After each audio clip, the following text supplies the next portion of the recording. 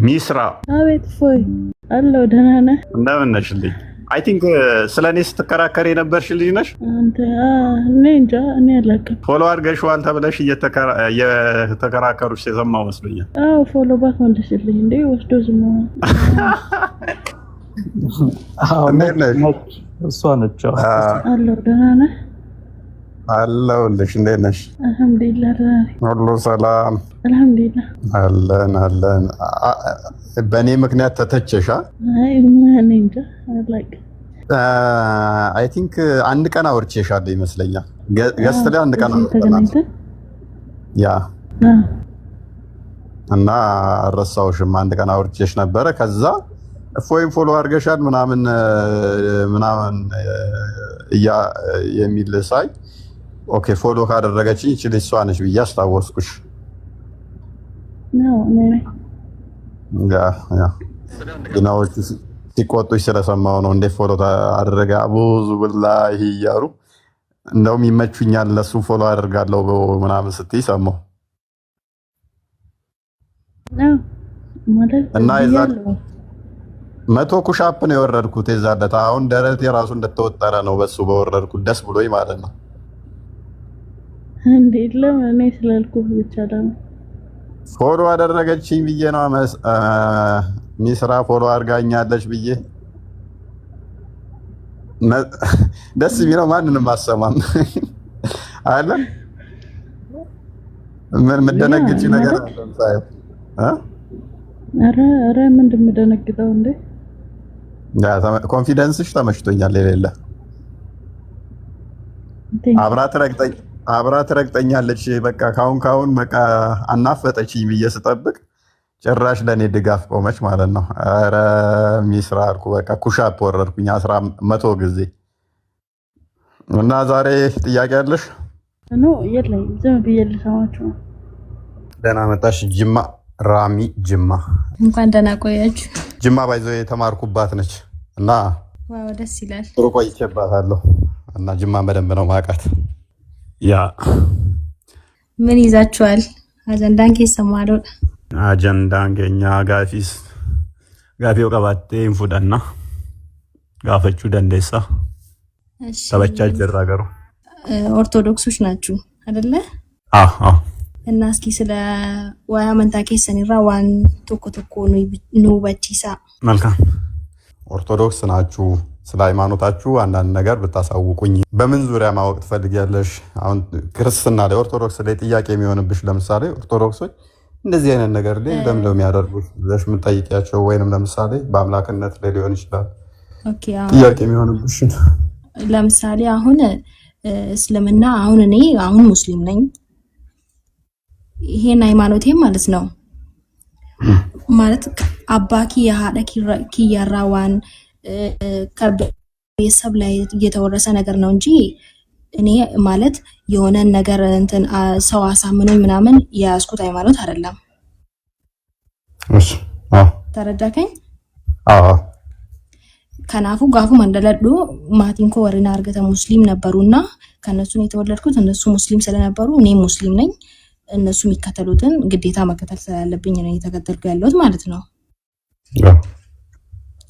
እስኪ እናንተ ደግሞ እንደ ሃይማኖታችሁ አከቤካታተንቲ እንደ ዕውቀታችሁ የኛ ሃይማኖት ትክክል ነው ብላችሁ ነው የምታምኑት?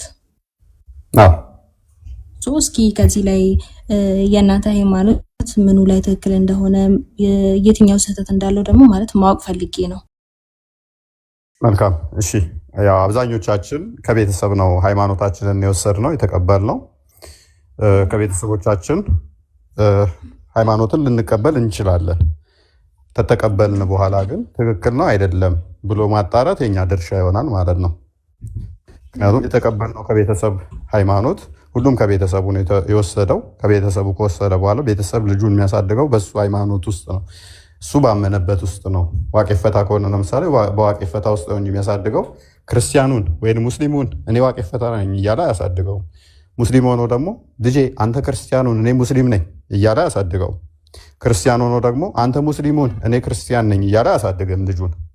የራሱን ሃይማኖት ያመነበት ስለሆነ ያመንበት ደግሞ ያድነናል ብለን ስለምናምን ልጆቻችንን በዛ ውስጥ ነው የምናሳድገው። ስለዚህ ሁላችንም ከቤተሰባችን የወሰድናቸው ነገሮች ይኖራሉ። ከወሰድን ካወቅን ነፍስ ካወቅን በኋላ ግን መመርመር የኛ ኃላፊነት ይሆናል ማለት ነው። ቤተሰቦቻችን ያለፉበት ነገር ሁሉ ትክክል ነው ብሎ ማመን ስህተት ነው። ለምሳሌ ቤተሰቦቻችን በልጅነት ጊዜ የተለያየ ነገር የተሳሳቱት ሊኖር ይችላል። እኛም በዛ ስህተት ውስጥ እኛንም አሳልፈው ሊሆን ይችላል። እኛ ደግሞ ለልጆቻችን እንደዚህ አይነት ጎጂ ልምምዶችን ልናስተምር አንችልም። ስህተት ተሆነ ካወቅነው ስንማር ልጆቻችንን እንዲደርስባቸው አናደርግም ማለት ነው። ስለዚህ ሃይማኖትም እንደዛ ነው።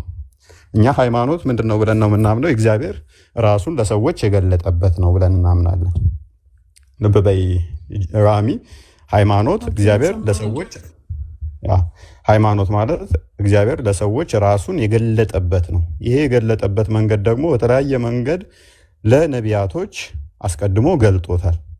ለነቢያቶች በተለያየ መልኩ ከነ አብርሃም ጀምሮ ለሁሉም ነቢያቶች በተለያየ ጊዜ፣ በተለያየ ወቅት፣ በተለያየ ዘመን ራሱን እግዚአብሔር ገልጧል። አልተዋቸውም እንደዚሁ ማለት ነው። ስለዚህ ነቢያቶች ሁሉ ስለ እግዚአብሔር መስክረዋል፣ አስተምረዋል።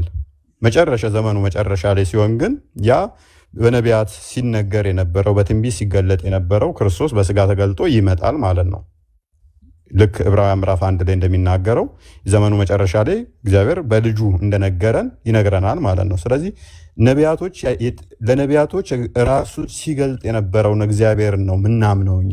ነቢያቶች ልብ በይ ራሱን ሲገልጥ ለሙሴ፣ ለኢሳያስ፣ ኤርሚያስ፣ ሕዝቅኤል ሁሉም እነኚህ ዳዊት፣ ሰለሞን እነኚህ ሁሉ ነቢያቶች ነገስታቶች ብቻ የተመረጡ በእግዚአብሔር ቅዱስ የተባሉ እግዚአብሔር ራሱን ለነሱ ሲገልጽላቸው የነበረውን ያንን የምናምን እኛ ክርስቲያኖች ወይንም ደግሞ የክርስቶስ ተከታዮች እንባላለን ማለት ነው። የዘመኑ መጨረሻ ላይ ልጁ ክርስቶስ ራሱን ገልጦ ደግሞ ይመጣል። ራሱ ተገለጠ አስቀድሞ ለነቢያቶች ራሱን ሲገልጥ የነበረው ራሱ ደግሞ ተገልጦ በስጋ ይመጣል ማለት ነው። ስለዚህ እኛ ኦርቶዶክሳውያን ስንል ቀጥተኛ መንገድ ላይ ያለን ወይንም ደግሞ እውነተኛ እምነት ውስጥ ያለን ማለት ነው። እውነተኛ ለመሆናችን ምንድነው ማስረጃው ከተባለ ሃይማኖቱ ምንድነው እሱ የሚለውን መፈተሽ ይኖርብናል ማለት ነው። ሃይማኖቱ ምንድነው ስንል ደግሞ ሙሴ ምን ብሎ አስተምሯል? ጳውሎስ ምን ብሎ አስተምሯል? ያዕቆብ ምን ብሎ አስተምሯል? ስለ ኢየሱስ ምን ብለው ሐዋርያቶቹ ተናግረዋል? ሐዋርያቶቹ ክርስቶስ እግር ስር ቁጭ ያሉት ምን ብለው ስለ ክርስቶስ አስተምረዋል? አስቀድመው የነበሩት ነቢያቶች ደግሞ ስለ ክርስቶስ ምን ብለው ትንቢት ተናግረዋል? ስለ እግዚአብሔርስ ምን ብለው አስተምረዋል የሚለውን እንመለከታለን ማለት ነው። እንደነሱ ካመንን እኛ የነሱ ሃይማኖት ተከታዮች ነን እንባላለን ማለት ነው። ሃይማኖት ማለት በአንዱ በእግዚአብሔር ማመን ስለሆነ በዛ ማመን በዛ ደግሞ እኛ እናምናለን። ወደ እስልምናው ስንመጣ ግን በሙሐመድ ነው እናንተ የምታምኑት፣ ያ የእናንተ መፍት ነው። ሙሐመድ ደግሞ ሁሉንም ይጠቀልልና ነቢያቶች እንደዚህ ነው ያስተማሩት ብሎ የራሱን አስተምሮ ያመጣል ቁርአንን ማለት ነው። እኛ ግን ልዩነቱ ምንድን ነው? ዳዊት እንዴት ነው ያመነው ስንል የዳዊትን መጽሐፍ ዘን ነው። ልብ በይ ራሚ፣ ዳዊት ምን ብሎ ነው የሚያምነው ስለ እግዚአብሔር ስንል ዳዊት የጻፋቸው መጽሐፍቶች አሉ። መዝሙረ ዳዊት ታውቂያለሽ ብዬ አስባለሁ። መዝሙረ ዳዊት ያንን መጽሐፉን አይተን ዳዊት እንዴት እንዳመነ እንረዳለን። ሙሴ እንዴት ነው ያመነው ስንል ሙሴ እምነቱ ምንድን ነው ስንል እኛ ምናምነው ከሙሴ ጋር ይቀራረባሉ ይመሳሰላሉ የሚለውን ለማወቅ ሙሴ የጻፋቸው መጽሐፍቶች አሉ። ዘፍጥረት፣ ዘውልቁ እንደዚህ የሚባሉ መጽሐፍቶች አሉ። እነኛም መጽሐፍቶች ሙሴ የጻፋቸው መጽሐፍቶች አሉን። ሕዝቅኤል እንዴት ነው ያመነው ስንል የሕዝቅኤል መጽሐፍቶች አሉ። ኢሳያስ እንዴት ነው ያመነው ስንል የኢሳያስ መጽሐፍቶች አሉ። ስለ ክርስቶስ ስለ ኢየሱስ ክርስቶስ ምን ብለው አስተምረዋል ስንባል የኢየሱስ ደቀ መዛሙርቶች ወይንም ሐዋርያት የሚባሉ ሱራ 61 14ኛው አያ ላይ ሐዋርያት ይላቸዋል ቁርአኑም ማለት ነው። እነኛ ሐዋርያቶች የጻፉት መጽሐፍቶቹ አለን እኛ። እናንተ ጋር ስንመጣ ግን ምንድነው እነኛ ሁሉ መጽሐፍቶቹ ሁሉ የሉም። የዳዊት የለም፣ የሰለሞን የለም፣ የሙሴ የለም፣ የኢሳያስ የለም፣ የያዕቆብ የለም፣ የኢየሱስ ሐዋርያት መጽሐፍቶች የለም። ግን ሙሐመድ የነገራችሁ ስለነሱ ሙሐመድ እንደዚህ ብሎ የተናገራቸው አሉ። እኛ ጋስ መጽሐፍቶቻቸው ራሳቸው ስላለን እንዴት ነው ያመኑት ተብለን ስንጠየቅ ከመጽሐፍቶቻቸው ገልጠን ማሳየት እንችላለን። ስለዚህ ሙሴ እንዳመነው እኔ አምናለሁ ማለት ነው። ሙሴ ከዳዊት ጋር አይጣላም፣ ዳዊት ከሰለሞን ጋር አይጣላም፣ ሰለሞን ከሕዝቅኤል ጋር አይጣላም፣ ከኢሳያስ ጋር አይጣላም እያለ ይመጣና ከአዲስ ኪዳን ጸሐፊዎች ጋር እንዲህ ነው ብሎ መጽሐፍ ያምን ይሆናል የሙሐመድ ብቻ ይሆናል ማለት ነው። የዳዊትን አስተምሮ እናንተ ጋር ብንጠይቃችሁ አሁን ሙሐመድ ከነገረሽ ውጪ የዳዊትን አስተምሮ ከዳዊት አትሰጪኝም። የሙሴን አስተምሮ ብጠይቅሽ ሙሐመድ ስለ ሙሴ ከተናገረው ውጪ ሙሴን መጽሐፉን ራሱን አትሰጪኝም። ስለዚህ ምን ይሆናል? ሙሐመድ ላይ ብቻ ይሆናል ያንቺ እምነት ያለው ማለት ነው። ያንቺ አስተምሮ ስለ አላህ የነገረሽ ሙሐመድ የነገረሽ ብቻ ይሆናል። አላህና ሙሐመድ ሲነጋገሩ አልሰማንም፣ ልሰሚም አትችይም። ወይንም ደግሞ ጅብሪል ነገረኝ ብሎሻል። ጅብሪል ለሙሐመድ ሲነገረው የተሰማበት ቦታ አንድም ቦታ የለም። ሙሐመድ ግን ጅብሪል የሚባል መልአክ መጣ፣ አላህ ልኮት ነው እንደዚህ ብሎ ነገረኝ ብሎ ያለሽን ታምኛለሽ፣ ግዴታ ነው። ለምሳሌ ሱረቱ አሕዛብ ላይ 50 አካባቢ ላይ ነብዩ አይናፋር ነውና ካልተጠራችሁ በቀር ወደ ነብዩ ቤት እንዳቀርቡ ብሏል አላህ። በተጠራችሁም ሰዓት ምግብ ከበላችሁ በኋላ ወዲያውኑ ተበተኑ፣ ቤት ውስጥ አትቆዩ የሚል መገለጥ አመጣ። ይሄ የመጣበትን ስታይ አሁን ቤት ውስጥ ሙሐመድ መጥተው ዝም ብለው ሲጫወቱ ምግብ እየበሉ ዜነብን ያገባ ጊዜ ሲጫወቱ ሙሐመድ መገለጥ መጣልኝ አለ። ይህን መገለጥ ጅብሪል ነው ያመጣልኝ፣ አላህ ልኮት ነው አለ። መገለጡ ምንድነው? እሱ ቤቴ ውስጥ አትቆዩ፣ ተበላችሁ በኋላ ከተጠራችሁም ወዲያውኑ ተበተኑ፣ ለወግ አትጫወቱ። ይሄ አላህ ምን ብሏል? ነብዩ አይናፋር ነው፣ እኔ ግን አላፍርም፣ ውጡ ብሏችኋል ብሎ ራሱ ነው የሚነግራቸው። ይሄንን እውነት አሁን አላህ የሚባል አካል ለጅብሪል ነግሮ ጅብሪል ደግሞ ለሙሐመድ ንገር እንደተባለ ምንም ማስረጃ የለም። አይ ሙሐመድ ነው ራሱ ማስወጣት ፈልጎ እንደዚህ ያለው ብለን እኛ እንሞግታለን። አይ አይደለም እውነተኛ ጅብሪል አለ ለሚለው ግን ማስረጃ ማምጣት አይቻልም ማለት ነው። ስለዚህ የኛ ምንድነው እሱ አንዱ ለአንዱ ይመሰካከራሉ። ቀደም እንዳልኩሽ የተለያዩ መጻፍቶች አሉን። እነኛ የተለያዩ ምስክርነታቸው ስለ አንዱ አምላክ ነው የሚመሰክሩት ማለት ነው። ሙሐመድ ጋር ስንመጣ ግን አንዱን አካል ብቻ ነው የምታምኙ። ልክ አሁን ደምሳሽ አለ። ደምሳሽ መጣና መጽሐፍ ተሰጥቶኛል፣ ፍቅር ሲዝም አምላክን መሰረታለሁ፣ ይሄ ደግሞ እውነተኛ አምላክ ነው አለ። አይ ማስረጃ ምንድን ነው ሲባል እኔ አልዋሽም ይላል። እንዴ እንደማትዋሽ በምን እናውቃለን ሲባል ራሱ ካጻፈው መጽሐፍ ውስጥ ደምሳሽ አይዋሽም የሚል ማስረጃ ያመጣልናል ማለት ነው። ይሄንንም አንተ እኮ ነው የተናገርከው ብለን ደምሳሽ ቻሌንጅ ስናደርገው አይ እኔ ከራሴ አልናገርም ይላል። ከራስ እንደማትናገር ምንድነው ማስረጃ ሲባል እሱ ከተናገረው እሱ ካጻፈው መጽሐፍ ውስጥ ደግሞ ይኸው ከራሱ አይናገርም ወይ ከሆነ እንጂ የሚል ደግሞ አሁንም መረጃ ከዛው መጽሐፍ ውስጥ ያመጣልናል። ይሄንንማ እኮ አንተው ነው የተናገርከው ካንተው ነው። ከዛው መጽሐፍ ውስጥ ደግሞ ከራሱ አይናገርም የሚል አሁንም ካላህ ነው እንጂ የሚል ያመጣልናል። ልክ እንደ ሙሐመድ ደምሳሽም ማለት ነው። አሁን ይሄ ምንድነው እሱ እዛው ሰኩላር የሆነ እዛው ዙሪያ ጥምጥም የሆነ እንትን ይሆንብናል ማለት ነው፣ ሙግት ይሆንብናል። እኛ ጋር ስትመጪ ግን እንደዛ አይደለም። ቅድም እንዳልኩሽ ነቢያቶቹ ያስተማሩት አስተምሮ ሁሉም መጽሐፍቶቻቸው አለ። እነኛ መጽሐፍቶቻቸውን እዛን ግን የሰበኩትን ያስተማሩትን ማሳየት እንችላለን ማለት ነው። አሁን ደምሳሽ ይመጣና ኢሳ የሚባለው ወይንም ኢየሱስ ይልና የፍቅር ሲዝም ሃይማኖትን የሰበከው ይለናል።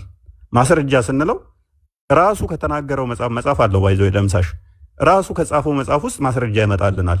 ይሄንንም አንተ ነህ እኮ የተናገርከው ስንል ኖ እኔ ከራሴ አልናገርም መገለጥ ነው ይለናል። መገለጥ ለመሆንህ ምንድነው ማስረጃው ሲባል ይሄው መጽሐፌ ውስጥ ከራስ አትናገርም ተብያለሁ ብሎ ያሳየናል ማለት ነው።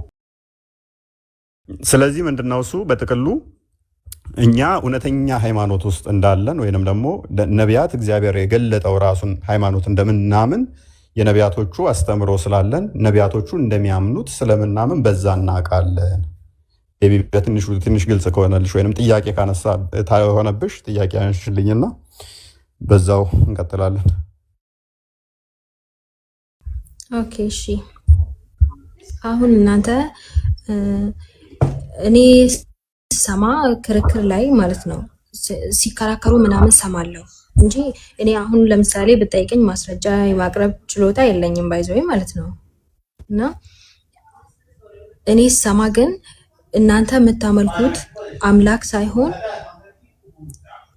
አምላክ ሳይሆን ኤርገማዳ ከነሲን ተመንተኑ ጀለም ያ ሳማ ኤርገማዳ ያኒ ፈጣሪ አይደለም የምታመልኩት ፈጣሪ አይደለም ተብሎ ይነገራል።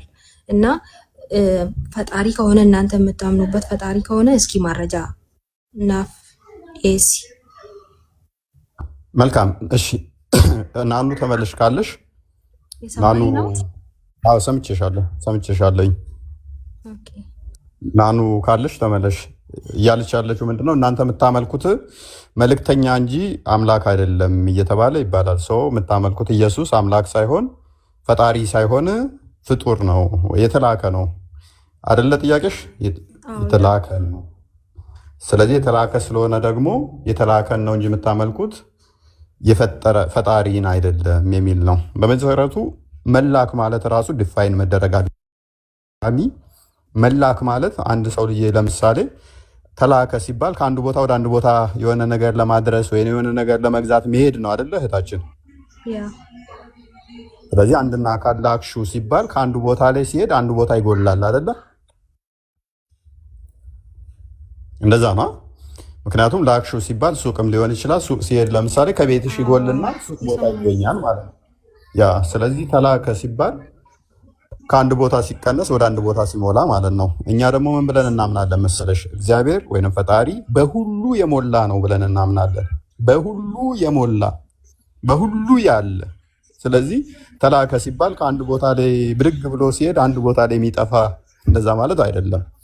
ስለዚህ ክርስቶስ ወይንም ኢየሱስ እንደው ተላከ የሚባል እንኳን በምንድን ነው የሚባለው? ምንድነው? እንዴት ነው እሱ የምንረዳው? ከአንድ ቦታ አንድ ቦታ ሲሄድ ወደ አንድ ቦታ ላይ ጎደለ፣ ከአንድ ቦታ ጠፋ ማለት አይደለም። መላክ ማለት እንደዛ በአማርኛው እንደንትኑ ከተረዳሹ እንደዛ እንዳትወስጂ ማለት ነው። መላክ የሚለውን መገለጥ በሚል እንረዳዋለን ማለት ነው። ለእኛ በሚታይ መልኩ በሚዳሰስ መልኩ በስጋ ተገለጠ ማለት ነው። መገለጥን ተላከ በሚል ትረጁና ክርስቶስ ፈጣሪ ነው ወይ ሁሉን የፈጠረ እሱ ነው ወይ ወደሚለው እንመለስ። አዎ የፈጠረው እሱ ነው።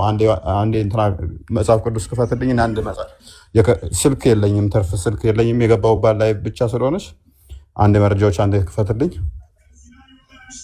የትኛው መረጃ እንድታሳኝ እንደምፈልግ ታውቃለህ? አሁን ለምሳሌ በእኛ ሃይማኖት ሲጠየቁ የሚያቀርቡት ቃል በቃል ማለት ነው። አላህ ምን ይላል? እኔ ግን ብዙ መረቅ የሰማሁትን ያየሁትን ነው። አና ረቡኩሙል አዕላ ብሎ አላህ በአፉ ያወራው ቃል በቃል አለ እና የእናንተም ደግሞ እኔ አምላክ ነኝ፣ እኔን ማምለክ አላችሁ፣ እኔን ማምለክ አለባችሁ የምለውን ቃል በቃል እንድታሳይ እፈልጋለሁ። አንጎፍታ ለዋንቴፍ እና አበዱ ቀብደን ይነገበሩ ቀብደን ያንጎፍታ ከሰን ይደጀሉ እና አገርሲሲ ታለ እኔ አምላካችሁ ሳይሆን እኔ ፍጡር ሳልሆን አምላክ ነኝ የምለውም ቃል በቃል እንድታሳይ እፈልጋለሁ። መልካም። እሺ ምንድነው እሱ? ክርስቶስ እኔ ፍጡር ሳልሆን እኔ አምላክ ነኝ ያለበትን፣ እኔ ጌታ ነኝ ያለበትን፣ እኔ ረቢ ያለበትን፣ እኔ አምላክ ነኝ፣ እኔ ጎፍታ ነኝ፣ ጌታ ነኝ ያለበትን አሳየኝ አይደለ ጥያቄሽ? መልካም። አንዴ ሚውት አድርጊልን። እሺ ክርስቶስ ሁሉን የፈጠረ አምላክ ነው። ሁሉን የፈጠረ አምላክ ለመሆኑ ደግሞ ዮሐንስ ወንጌል ምዕራፍ 1 ላይ አስቀድሞ በመጀመሪያ ቃል ነበር፣ ቃልም በእግዚአብሔር ዘንድ ነበር፣ ቃልም እግዚአብሔር ነበር ካለን በኋላ ቁጥር 3 ላይ ሁሉ በእርሱ ሆነ፣ ከሆነውም አንዳችስ እንኳን ያለ እርሱ የሆነ የለም ይላል። አንዴ ክፈትልኝ። ከዛ እያንዳንዱን በርከት አድርገን ጥቅሶችን እናያቸዋለን። እኔ ጋ ነው ስታክ አድርጓል፣ አይታየኝም። ያ ስታክ ነው የቁስጤ ነው ሻተልቅኝ መጥቷል። ረሱን ከስሙ ላይ እሺ በቃ ችግር የለውም። እሺ አንዴ ክፈትልኝ። እሺ ክርስቶስ ማለት ቃል ማለት ነው። ያ ቃል ደግሞ ሁሉ ነገር የፈጠረ ሁሉን ያስገኘ መሆኑ መጽሐፍ ቅዱስ እንደዚህ ይላል። ሁሉ በእርሱ ሆነ፣ ከሆነውም አንዳች እንኳ ያለ እርሱ አልሆነም ይላል። ሁሉ ነገር በማን የሆነው? ራሚ በቃል ነው አይደለ? ሁሉ በእርሱ ሆነ ይላል። ሁሉ በእርሱ ሆነ፣ በእርሱ ሆነ፣ ከሆነም አንዳች እንኳ ያለ እርሱ የሆነ የለም ይላል። ስለዚህ ሁሉ ነገር የሆነው በእርሱ ነው አይደለ?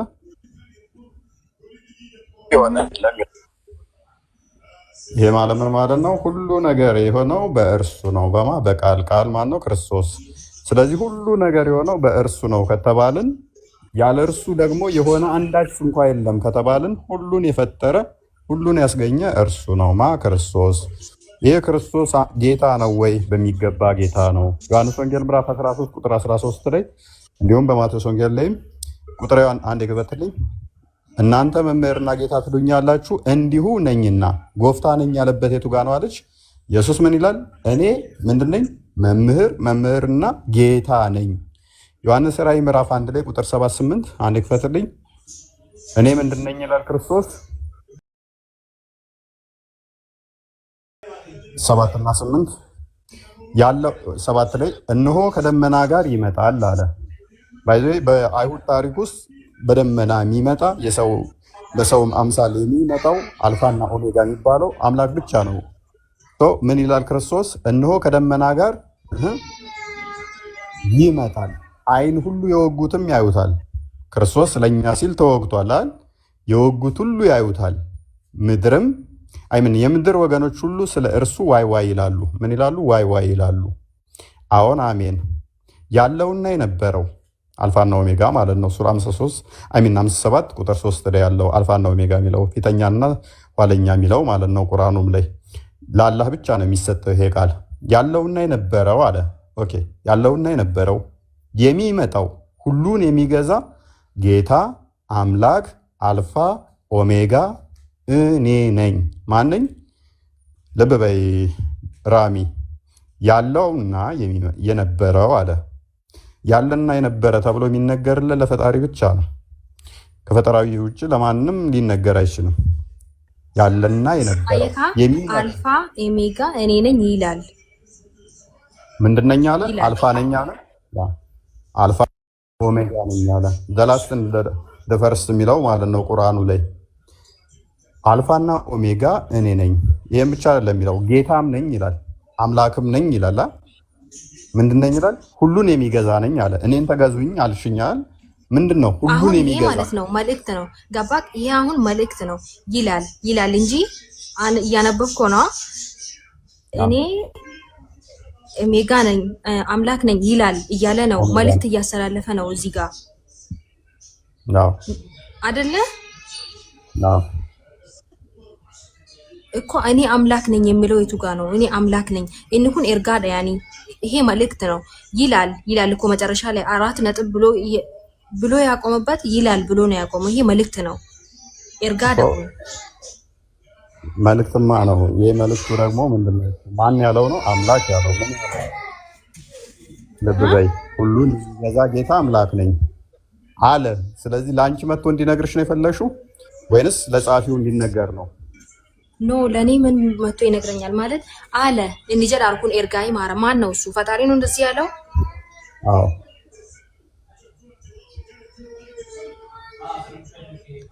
ምክንያቱም ለምን መሰለሽ? አሁን ለምሳሌ ቁርአናችሁ ላይ በሉ ይላል።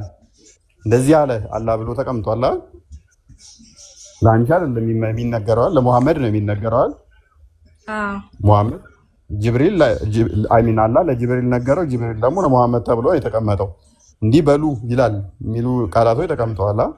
ስለዚህ የተቀመጠው ለማን ነው? ለእንትኑ ነው የተነገረው ማለት ነው። ስለዚህ ያለውና የነበረው የሚመጣው ምን ይላል? ያለውና የነበረው ጸሐፊው ሳይሆን ይሄንን የሚለው ያ አካል ተናጋሪው ነው ያለው። ምን አለ? ያለውና የነበረው የሚመጣውም ሁሉን የሚገዛ ልብ በይ፣ ተገዙኝ ያለበት የቱ ጋር ነው አልኩኝ? ሁሉን የሚገዛ ጌታ አምላክ አልፋና ኦሜጋ እኔ ነኝ ይላል። ምን ይላል? ሁሉን የሚገዛ እኔ ነኝ ይላል። ሁሉን የሚገዛ ከተባለ ግልጽ ነው። ተገዙኝ ምናምን፣ ሁሉን የሚገዛ እኔ ነኝ አለ። በቃ ሁሉን እገዛለሁ አለ። አለቀ ማለት ነው። አልፋና ኦሜጋ ማለት አልገባሽም? ሜቢ ያኔ እሱ አባባሉ ገብቶኛል እኮ ሁሉን የሚገዛ እኔ ነኝ ይላል። እኔ ነኝ ብሎ አልኩ። እኔ ነኝ ይላል የሚለው ነገር ያኔ ይላል ሲል እኮ መልእክት እያስተላለፈ ነው። እኔ እዚህ ጋር የገባኝ ማለት ነው። አመፈከኛፍ ኤርጋት ኤርገምቴ ጌስቲያ ኤርጋ ከነ ደበርሳ ጅርተ ማለ ካን ኬሚት ይቹ ኤርጊቹ ካን ኬሚት ያኔ ገባ መጨረሻ ላይ ይላል ያለው ነገር ነው። ግራ የገባኝ እሺ፣ ይሄንኛው የጻፈው እኮ ዮሐንስ ነው። ይሄንን የጻፈው ኢየሱስ ሳይሆን ዮሐንስ ነው የጻፈው። ይሄንን አገኘሽኛውን ኢየሱስ የተናገረውን ልብ በይ። ኢየሱስ የተናገረውን ዮሐንስ ነው እየጻፈልን ያለው። ኢየሱስ አይደለም ይሄን የጻፈው።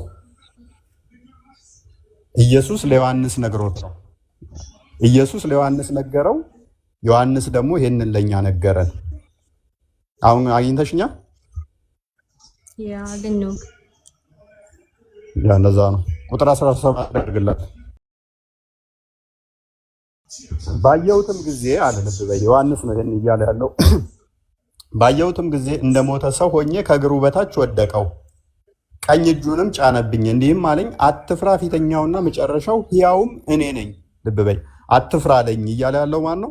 ዮሐንስ ነው። ቀኝ እጁን የጫነበት ማን ነው? ጌታ ኢየሱስ ክርስቶስ ነው። ፊተኛና ኋለኛ እኔ ነኝ አለኝ አለ። ቅድም እንዳሳየውሽ እዛ ጋር ቁጥር 8 ላይ ፊተኛና ኋለኛ እኔ ነኝ አምላክም ነኝ ብሎት ነበረ። ሞቼ ነበረው አሁንም ከዘላለም እስከ ዘላለም ድረስ ሕያው ነኝ፣ የሞትና የሲኦልም መክፈቻ አለኝ። እንግዲህ ያየኸውን ሁሉንም ልብ በይ፣ እንግዲህ ያየኸውን ሁሉንም ከዚህም በኋላ ይሆን ዘንድ ያለውን ጻፍ፣ በቀኝ እጄ ያየሃቸው ሰባቱ እያለ ይቀጥላል። ስለዚህ ያየውን እንዲጽፍ ይነግረዋል ማለት ነው። የሲኦልና የገነት መክፈቻ ያለው አንድ ፈጣሪ ብቻ ነው። ያ ነው ለዮሐንስ መጥቶ የነገረው። ያም ደግሞ ማን ነው? የተወጋው ስለኛ ሁላችን እያየ ነው በደመና የሚመጣው ትንቢተ ዳንኤል ምዕራፍ 7 ላይ ቁጥር 13 ይመስለኛል ቁጥር 9 ጀምሮ 14 አካባቢ ላይ በደመና የሚመጣው ያ የሰው ልጅ የሚመስለው ክርስቶስ ኢየሱስ ነው። ይሄን በራእይ ለማን ይነግረዋል? ለዮሐንስ ይነግረዋል ማለት ነው። ዮሐንስ ያየውን እንዲጽፍ ክርስቶስ የሚነግረውን ማለት ነው። የጻፈው መጽሐፉን ኢየሱስ ሳይሆን ኢየሱስ ለዮሐንስ ነግሮት ነው። ዮሐንስ ኢየሱስ አምላክ ነው ብሎ እየነገረን ነው። ግልጽ ነው። ሌላ ጥያቄ አለሽ? ሌላ ጥያቄ ደግሞ ያለኝ አንድ ሰው ሲፈጠር ጋፋ ደለቱ ነው የሚተኮ ሙስሊም ቱሬ ሲፈጠር ሙስሊም ነበር። ከዛ በኋላ ነው እናንተ 40 ቀን ነው 80 ምናምን ተብሎ የሆነ ጥምቀትን ጠመቀ ምናምን የሚባል ነገር አለ። የሰው ልጅ ሲፈጠር መጀመሪያ ሙስሊም ነበር፣ ከዛ በኋላ ነው ክርስትና ተደርጎ ክርስቲያን የሚሆነው ይባላል። እሱ እስኪ ያስረዳኝ። እሱ ውሸት ነው። ሰው ሲፈጠር ሙስሊም ነው የሚል አስተምሮ ውሸት ነው። ምክንያቱም ለመሰለሽ ለምሳሌ ምንም ጣዖት አምላክ የሆኑ ሰዎች ጋር ስትሄጂ ቅድም አንቺ ምን ብለሽኛል መሰለሽ? እኔ የተወለድኩት ከሙስሊም ቤተሰብ ነው፣ ስለዚህ ሙስሊም ሆኜ ነው የኖርኩት፣ ሙስሊም ሆኜም ነው ያደግኩት አልሽኝ አይደለ? ቤተሰቦችሽ ቅድም ተዛኔ ምን አልኩሽ? ሁላችንም እውነት ነው ቤተሰቦቻችን ባሳደጉን ሃይማኖት ውስጥ ነው የምንቀጥለው አልኩሽ አይደለ? እኔ አየሽ፣ ክርስቲያን ስትሆኚ ቤተሰቦችሽ ክርስትናን ነው አስተምረው የሚያሳድጉሽ። ሳታቂ ሳታምኝ ደግሞ እምነት አለ እንዴ? የለም። ለማመን ማወቅ አለብሽ አይደለ? ለማወቅ ደግሞ ማገናዘብ መቻል አለብሽ። ስለዚህ አንድ ሕፃን ልጅ ዛሬ የተወለደ ሙሐመድ ነብይ ነው፣ ሰላት ያስፈልጋል፣ አላህ አምላክ ነው እንደዚህ ብሎ ለማመን ማወቅ ያስፈልገዋል ማለት ነው። ምንም ዛሬ የተወለደን ሙስሊምና ክርስቲያን እምነት እያመንክ ነው ብለሽ ማለት አትችይም። ገና ምንም የሚያውቀው ነገር ስለሌለ ማለት ነው። ቤተሰቦቹ ባሳወቁት እምነት ግን በዛው ይቀጥላል። ስለዚህ ምንድነው እሱ አንድ ጣዖት የሚያመልክ ቤተሰብ ጋር የተወለደ ሕፃን ልጅ ቤተሰቦቹ ጣዖት አምልኮን በዛው ያሳድጉታል። በዛ ውስጥ ነው የሚቀጥለው። ለጣዖት የታረደውን እየበላ እንደዛ እያለ ያድጋል ማለት ነው። በዛው እያደገ ይሄዳል። ለምሳሌ እንደ እስልምና ወንዱ መገረዝ አለበት በ8 ቀን፣ እንደዚህ በአይሁዶች መገረዝ አለበት። በ8 ቀን ውስጥ ካላስገረዙት ያፃን ልጅ ያንን መስፈርት አያሟላም። ቤተሰቦቹ ናቸው የሚያደርጉለት። ቤተሰቦቹ ካላስገረዙ በ8 ቀን ውስጥ ልጁ አይ እኔ አይሁዳዊ ነኝና ልገረዝ ብሎ ወደ መገረዝ አይሄድም፣ ስለማያውቀው ማለት ነው። ስለዚህ ቤተሰቦቹ በሰጡት ስርዓት በዛው ነው እያደገ የሚሄደው ማለት ነው። ነገር ግን ጥምቀት ምንድን ነው ከኛ ጋር ካልሽ ምን አለ መሰለሽ እህታችን፣ ጥምቀት ዳግም የምንወለድበት ነው። ዳግም ማለት ምን ማለት ይመስልሻል? ሁለተኛ ማለት ነው አይደለ? ዮሐንስ ወንጌል ምዕራፍ 3 ላይ ተፈልይ ይኸውልሽ፣ ሁሉም ሰው ሲወለድ ምንድነው ብለን ሲፈጠር ምንድነው ብለን እናምናለን መሰለሽ? በእግዚአብሔር መልክ የተፈጠረ ነው። አንቺ የተፈጠርሽው በእግዚአብሔር መልክ ነው ብለን እናምናለን። ዘፍጥረት ምዕራፍ 1 ክፈትልኝ ቁጥር 27 ላይ። ስለዚህ ይሄንን የሚያምኑ አካላት በሙሉ እኔ የተፈጠርኩት በእግዚአብሔር መልክ ነው፣ የእግዚአብሔርን ገዥነት በጸጋ የተቀበልኩ ነኝ ብለው የሚያምኑ ከሆነ ክርስቲያን ናቸው፣ ክርስቲያን ይሆናሉ ማለት ነው። ዳግም ይወለዳሉ በጥምቀት። ዘፍጥረት ምዕራፍ 1 ቁጥር 27 ላይ እግዚአብሔር ሰውን በመልኩ ፈጠረ፣ በእግዚአብሔር መልክ ፈጠረው፣ ወንድና ሴት አድርጎ ፈጠራቸው ይላል። ገና ስንፈጠር በእግዚአብሔር መልክ ነው የተፈጠርነው። ቁጥር 3 ላይ አድርግልን። ቁጥር 3 ላይ ስታደርገው የእግዚአብሔር መንፈስ አስቀድሞ በምን ላይ ነበረ? በውሃ ላይ ነበር ይላል። እግዚአብሔርም ብርሃን ይሆናል። ቁጥር 2 ላይ ምድር ባዶ ነበረች፣ አንዳችም አልነበረባትም፣ ጨለማም በጥልቁ ላይ ነበረ፣ የእግዚአብሔር መንፈስ በውሃ ላይ ሰፍኖ ነበር ይላል። ልብ በይ፣ አስቀድሞ ገና እግዚአብሔር ምድርና ሰማይን ከፈጠረ በኋላ በውሃ ላይ ደግሞ ምን ነበረ? የእግዚአብሔር መንፈስ ነበረ። ከዚህ በኋላ እግዚአብሔር አምላካችን ሰውን በመልኩ በምሳሌው ባሪያው ፈጠረን ማለት ነው። ስንፈጠር ይሄ የእግዚአብሔር መንፈስ እስትንፋሱ እፍ ተብሎ የተሰጠው ነው። እግዚአብሔር እስትንፋሱን የተቀበልንን ማለት ነው። ስለዚህ ከተፈጠርን በኋላ አዳማዊ ከሆንን በኋላ የእግዚአብሔርን መልክ ከያዘን በኋላ የእግዚአብሔርን እስትንፋስ ከተቀበልን በኋላ በሐዲስ ኪዳን ደግሞ ዳግም መወለድ አለብን። ዳግም ለመወለድ ደግሞ ይሄ አስቀድሞ የእግዚአብሔር መንፈስ በውሃ ላይ ሰፍኖ የነበረው በጥምቀት ደግሞ በውሃ ስንጠመቅ ዳግም ልጅነትን እናገኛለን። አጥፍተን ልብ በይ በድለን ከእግዚአብሔር ትእዛዝ ወጥተን ነበረ። ከዛ ካጠፋን በኋላ ተታረቅን በኋላ ደግሞ ከክርስቶስ ጋር ሞትና ትንሣኤውን በምንተባበርበት በጥምቀት ዳግም ልጅነትን እናገኛለን። ሞት መጥቶብን ነበር ስናጠፋ ስንበድል ሞት መጣብን። ሞትን ድል አድርገን ትንሣኤ የምናገኘው ደግሞ በምንድን ነው? በጥምቀት በሰክረመንቶቹ ከክርስቶስ ጋር ህብረት በማድረግ ቁጥር እንደዚህ ይላል። ኢየሱስ መልሶ እውነት እውነት እልሃለሁ ሰው ዳግመኛ፣ ልብ በይ ዳግመኛ ማለት ሁለተኛ ማለት ነው ብለሽኛል። ዳግመኛ ካልተወለደ በቀር የእግዚአብሔር መንግስት አያይም ሊያይ አይችልም አለው ይላል። አስቀድመን እንዴት ነው የተወለድነው? ቅድም እንደነገርኩሽ እግዚአብሔር ሰማይና ምድርን ፈጥሮ በውሃ ላይ የእግዚአብሔር መንፈስ ሰፍሮ ነበረ። እግዚአብሔር እኔንና አንቺን ከጭቃ ከአፈር ካበጀን በኋላ ያ እግዚአብሔር መንፈስ እፍ ብሎ ሕያው ያደረገን ሕያው ነፍስ ነበረን፣ የመጀመሪያ ፍጡር ነበረን። ከበኋላ ግን ትእዛዝ ተሰጠን። ያን ትእዛዝ አጥፍተው አዳምና ሔዋን ሟቲ ከሆኑ በኋላ ሞት ከመጣ በኋላ ከሞት ደግሞ ይቅር ይለን ዘንድ ትንሣኤ ሞተን አፈር ሆነን እንዳንቀር ተንስተን ሕያው ዘላለማዊ እንድንሆን ምን ሰጠን? ይህንን ሰጠን። ምን? የእግዚአብሔር ልጅ የምንሆንበትን። ልጅ የምንሆነው ደግሞ ዳግመኛ ለሁለተኛ ጊዜ የምንወለደው በምን ሆነ? በጥምቀት ሆነ ማለት ነው። ዳግም ከውሃና ከመንፈስ ካልተወለዳችሁ በቀር ወደ እግዚአብሔር መንግስት ሊገባ አይችልም ማለት ነው። ስለዚህ ዳግም መወለድ ይኖርብናል። ይሄ ትእዛዝ ነው። ይሄ ትንሣኤን ለማግኘት ይህም ማድረግ አለብን ማለት ነው። እንጠመቃለን ሁለተኛ ጊዜ ለመወለድ። ነገር ግን ህፃናቶች ሲወለዱ እንደዚህ ናቸው፣ ሙስሊም ናቸው፣ ገነት አይገቡ ምናምን አንልም። ሲጀመር እንደ ህፃናቶች ልበቅን የዋህ ልንሆን ታዘናል። አይ ቲንክ ማቴዎስ ወንጌል ምዕራፍ 18ን አንዴ ቼክ አድርግልኝ። 18 ቁጥር 1 ላይ እሺ አብርሃም ይስሐቅ ልብ በይ እንደዚህ ይላለሽ። በዚያች ሰዓት ደቀ መዝሙርቱ ወደ እግዚአብሔር ቅድም ምን አልኩሽ? የእግዚአብሔር መንግስት ለመውረስ ምን ያስፈልጋል አልኩሽ? ዳግም መወለድ ይላል አይደለ? ዳግም መወለድ አለባችሁ ይላል አይደለ እህታችን? በመልካም አየሽ፣ ዳግም መወለድ ነው የእግዚአብሔር መንግስት ለመውረስ የሚያስፈልገን። ይሄ ትእዛዝ ነው። ትንሣኤውንና ሞቱን ከእሱ ጋር ተባብረን ይህንን ትንሣኤውን ለማግኘት መወለድ አለብን ዳግመን። ነገር ግን ህፃናቶች ምንድን ናቸው የሚለውን መጽሐፍ ቅዱስ እንዲህ ብሎ ያስቀምጥልናል። በዛች ሰዓት ደቀ መዛሙርቱ ወደ ኢየሱስ ቀርበው መንግስተ ሰማያት ከሁሉ የሚበልጥ ማን ይሆናል አሉት። አየሽ፣ በመንግስተ ሰማያት ውስጥ ማን ነው የሚበልጠው ብለው ጠየቁት። ህፃንም ጠርቶ በመካከላቸው አቆመ ይላል። ህፃን ልጅ ነው የጠራው። እንዲህም አለ፣ እውነት እውነት እላችኋለሁ ካልተመለሳችሁ እንደ ህፃን ካልሆናችሁ ወደ መንግስተ ሰማያት ከቶ አትገቡም። ስለዚህ ወደ መንግስተ ሰማያት ለመግባት ራሱ እንደማን መሆን አለብን ማለት ነው? እንደ ህፃን። ምክንያቱም ህፃን ልባቸው ንጹህ ነው አይደለ እህታችን? ቂም የለባቸውም፣ በቀል የለባቸውም፣ ተንኮል የለባቸውም፣ ሐሰት የለባቸውም፣ ውሸት የለባቸውም፣ ክፋት የለባቸውም አይደለ? ስለዚህ መንግስት ሰማያት ራሱ ለመውረስ እንደማን መሆን አለብን? እኛ ራሳችን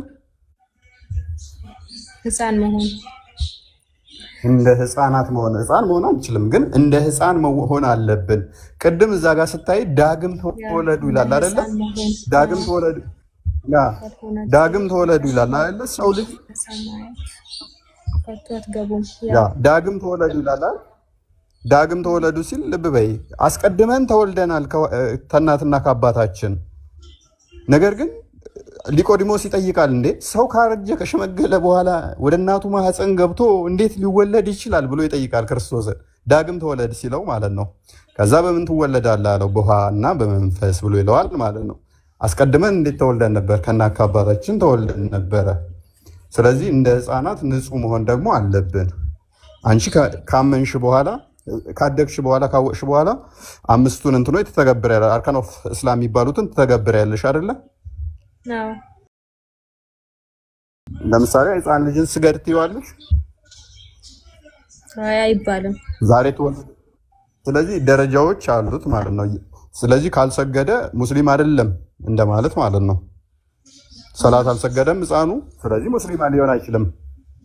ምክንያቱም እነኝህ ማሟላት ስላለበት የሙሐመድን ነብይነት ህፃን ልጅ ሊናገር ሊመሰክር አይችልምና ሙስሊም አይደለም እንደማለት ነው።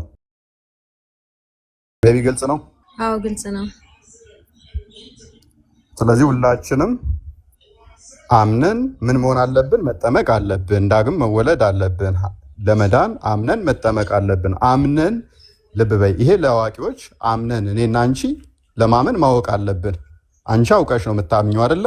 ለማመን መማር አለብሽ። ካመንሽ ደግሞ ጥምቀትም ያስፈልገኛል፣ ዳግም መወለድ አለብኝ ብለሽ ትጠመቂያለሽ። ይሄ ስለምታቂ ነው። ህፃንን ልጅ ገና ግን እንኳን ተጠመቅ ልትዩ እመን አትመን ራሱ ብለሽ አትልዩም። ገና አፉን ያልፈታን ህፃን ልጅ ሄደሽ እመን አትመን እወቅ አትወቅ ብለሽም አትከራከሪውም። ቅድሚያ የምታደርጊው ምንድን ነው? ጥንጦ እያጠባሽ ወተት እየጋትሽው ህፃኑን ልጅ አቡሽ እየደግ ምናምን እያልሽ ነው የምታጫውችው እንጂ አላህ እኮ አምላክ ነው፣ መሐመድ እኮ ነብይ ነው አትዩም። ገና አፉንም አልፈታም። ለአንቺ ግን መጥቼ እመኚ ትድኝ ዘንድ እንዲያደርጊ ብዬ ለአንቺ መሰክርልሻለሁ ማለት ነው። ልዩነቶች አሉት። ግልጽ ነው? አዎ ግልጽ ነው። እና ይሄን ይመስላል። በጣም አመሰግናለሁ። እሺ፣ ሶስተኛ ጥያቄ አለሽ? ቀጣይ ጥያቄ ሌላ? አዎ ቀጣይ ጥያቄ ያለኝ አምላካችሁ ተሰቅሎ ተሰውሯል። አሁን ላይ ተሰውሯል፣ ግን ዳግመኛ ተመልሶ ይመጣል። ሞቷል፣ ግን ሞቶ ተመልሶ ተነስቷል። እንደዛ ምናምን ይባላል አይደል? ይባላል። እንደዛ ሲባል ሰማለሁ። እስኪ እሱን እስኪ ማወቅ ፈልጋለሁ። እንዴትስ አምላክ ሆኖ እንዴትስ ተገደለ? እንዴት ደግሞ ተነሳ? እንዴት ተሰቀለ፣ ተሰወረ ምናምን ይባላል።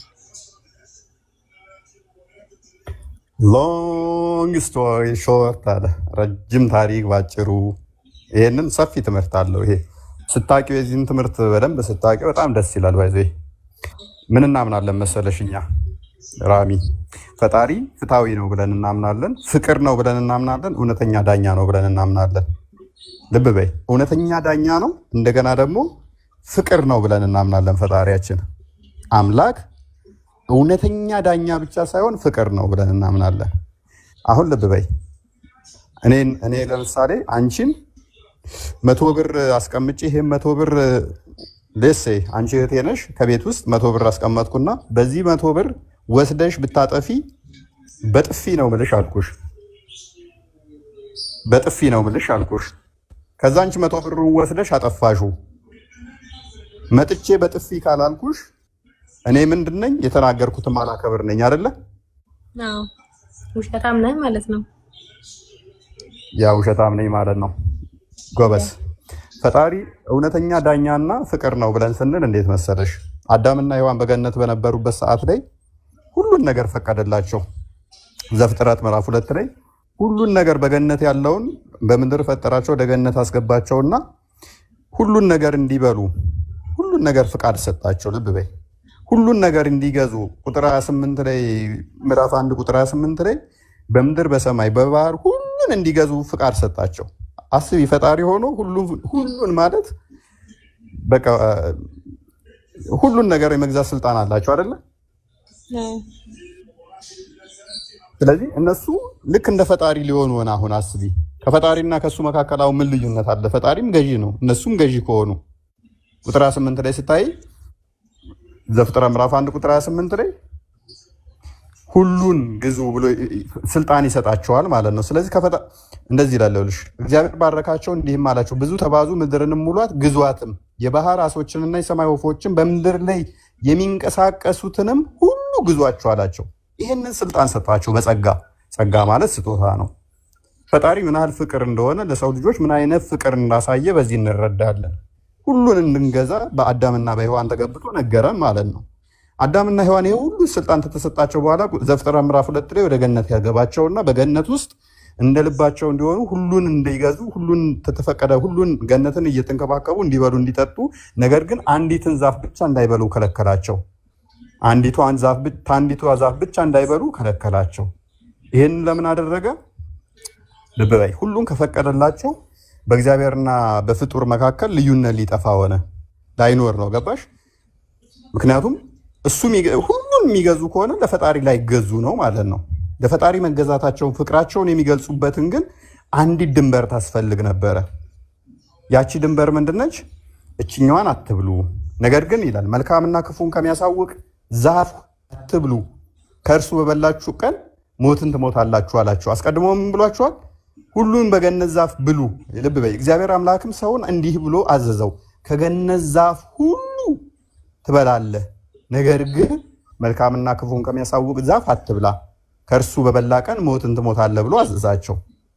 እቺ የፍቅር ትእዛዝ ተብላ ትታመናለች በእኛ። ሁሉም ፈቀደላቸው፣ ሁሉን ገዙ አላቸው። በምድር በሰማይ ሁሉን የሚንቀሳቀሱትን ስልጣን ከሰጣቸው በኋላ ግን እነሱ ደግሞ ለፈጣሪ ተገዢ መሆናቸውን ለፈጣሪ ታዛዥ መሆናቸውን ለማሳየት እችን ትእዛዝ ሰጣቸው። እነሱ ግን ዘፍጥረት ምዕራፍ 3ን ክፈትልን። ዘፍጥረት ምዕራፍ 3 ላይ ስትሄጂ እችን ትእዛዝ መጠበቅ ተሳናቸው። እባብ ይመጣና ሔዋንን ምን ይላታል? ልብ በይ። እባብም ምን ይላታል? እባብም ለሴቲቱ ነገር ግን ሴቲቱም አለች ኖ በውኑ እግዚአብሔር ከገነት ዛፍ ሁሉ ልብ በይ ሁሉ እንዳትበሉ አዟልን አላት። እግዚአብሔር ግን ምንድን ነበር ያለው? ልብ በይ። ቅድም ያነበብኩልሽን እንዳዘነጊ በገነት ካለ ዛፍ ሁሉ ብሉ ነው ያላቸው። ሁሉ ትበላላችሁ፣ ነገር ግን መልካምና ክፉ የሚያሳውቀውን እንዳበሉ ነው ያላቸው። እባብ ደግሞ ገልብጦ ነው ያመጣው። ልብ በይ። ሁሉ እንዳበሉ አዟል ብሎ ጠየቃት። ሁሉ ብሉ፣ ነገር ግን መልካምና ክፉ እንዳያሳውቀው እንዳበሉ ነው ያለው እግዚአብሔር። እባብ ደግሞ ኔጌቲቭ አደረገውና ሁሉ እንዳበሉ አዟልን አላት። ሴቲቱም ለእባቡ አለችው በገነት ካለው ዛፍ ፍሬ እንበላለን፣ ዛፍ ፍሬ እንበላለን ያለችው፣ ሁሉ እንበላለን አላለችም። ነገር ግን ብላ ነበር መቀጠል የነበረባት እግዚአብሔር እንዳዘዛት። ቃሉን ሸረፈችው ገና እሷ ማለት ነው። ነገር ግን በገነት መካከል ካለው ዛፍ ፍሬ እግዚአብሔር አለ እንዳትሞቱ ከእርሱ አትብሉ አለ፣ አትንኩትም አለን። አትብሉ አትንኩትም አለን አለች። እግዚአብሔር አትንኩ ብሎ አላዘዘም፣ አትብሉ ነው ያለው።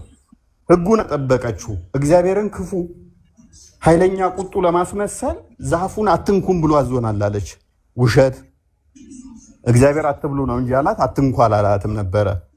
እግዚአብሔርን ግን የሆነ ጨቋኝ ለማስመሰል ምን አደረገች እሷ? እንዳትሞቱ ከእርሱ አትብሉ አትንኩትም ብሎናል አለች። ቁጥር 4 ላይ እባብ ለሴቲቱ አላት ሞትን አትሞቱም አለ። አየሽ፣ እግዚአብሔር ከበላችሁ ትሞታላችሁ ብሎ ነበረ። እባብ ደግሞ ምን አለ? አትሞቱም አለ። ቅድም እንዳልኩሽ ነው አሁን። ስለዚህ አሁን እባብ አትሞቱም አለ፣ እግዚአብሔር ደግሞ ትሞታላችሁ አለ። ከበላችሁ ማለት ነው። አሁን የማን ትክክል ይሆን? ከዛ በኋላ ምን ሆነ? ከእርሱም በበላችሁ ቀን አይኖቻችሁ እንዲከፈት እንደ እግዚአብሔር መልካምና ክፉን እንድታውቁ እንድትሆኑ እግዚአብሔር ስለሚያውቅ ነው እንጂ ከበላችሁ እንደ እግዚአብሔር ትሆናላችሁ አላት። አየሽ፣ ከበላችሁ እንደ እግዚአብሔር ትሆናላችሁ እንጂ ሞትን አትሞቱም አላት። እግዚአብሔር ደግሞ ከበላችሁ ትሞታላችሁ ብሏታል። አየሽ ሔዋን ምን ያህል ሞኝ እንደሆነች ልብ በይ። አሁን እግዚአብሔር የነገራትን ትታ ከእባብ ጋር ድርድር ውስጥ ገብታለች፣ ከሴጣን ጋር ማለት ነው። ሔዋን ብልጥ ብትሆን ኖሮ ራሚዬ ምን ማድረግ ነበረባት? እዚህ ጋር እውነት ይህንን በልተን እግዚአብሔርም እንሆን ከሆነ አንተ ራስህ ይህንን ምክር ምመክረን ለምን በልተህ እግዚአብሔርን ሳትሆን ብላ መጠየቅ ትችል ነበረ። አይሽ እባብ ራሱ ለምን አንተ በልተህ እግዚአብሔርን አትሆንም እኛ ምመክረን አንተ ሴጣን ውሸታም ራስ እግዚአብሔርን መሆን ሳትችል እኔን እንዴት እግዚአብሔር መሆን ትችላላችሁ? ዘላለማዊ ትሆናላችሁ፣ መሞት አትችሉም ብለህ እንዴት ትመክረናለህ? አንተ ራስህ እኮ አልሆንክም ብላ እባብን ወይንም ሴጣኑን ቻሌንጅ ማድረግ ትችል ነበረ። ከመቼ ወዲያ ነው እባብ ንግግር የቻለው ብላ ቻሌንጅ ማድረግ ትችል ነበር።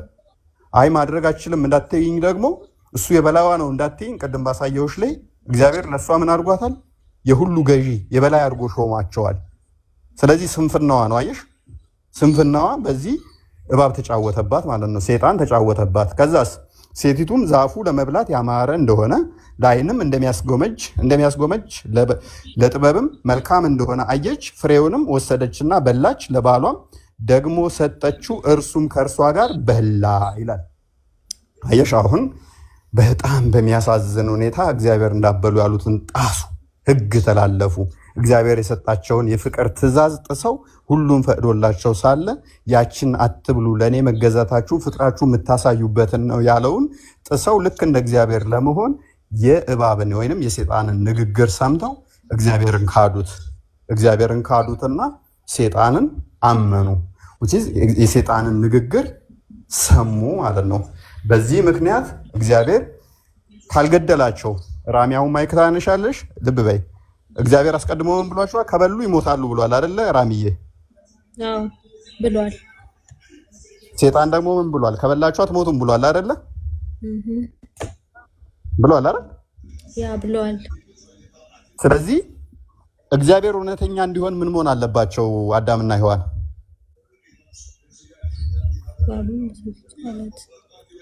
መሞት አለባቸው። እግዚአብሔር እውነተኛ እንዲሆን አዳምና ሔዋን ምን መሆን አለባቸው? መሞት የለባቸውም። ዋው መሞት የለባቸውም። ዘላለማዊ መሆን አለባቸው። አትንኩት አለ እንጂ ትሞታላችሁ ወይም አትሞቱም አላለም እኮ ማ እግዚአብሔር። ያ እግዚአብሔርማ ከበላችሁ የሞት ሞት ትሞታላችሁ አላቸው። ቀደም ዘፍጥረት ምዕራፍ 2 ላይ ዘፍጥረት ምዕራፍ 2 ላይ እንደወጣልኝ ልብ በይ። ዘፍጥረት ምዕራፍ 2 ቁጥር 17 ላይ ነገር ግን መልካምና ክፉን ከሚያሳውቀው ዛፍ አትብላ፣ ከእርሱ በበላ ቀን ሞትን ትሞታለህና። ከበላ ምን ትላለህ? ትሞታለህ። ይህን ያለው እግዚአብሔር ነው። እግዚአብሔር ከበላችሁ ትሞታላችሁ ብሏቸዋል። ሔዋንና አዳምን ሲያሳስት ደግሞ ሴጣን ምን አለ? ከበላችሁ አትሞቱም ዘላለማዊ ትሆናላችሁ ብሏል። ሁለቱ ተቃራኒ ናቸው አይደል?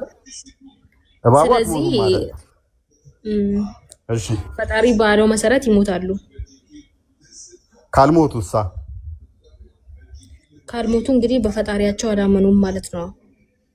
ካልሞቱ ነው አለማመን ሳይሆን ካልሞቱ ቃሉን አልተገበሩም ማለት ነው።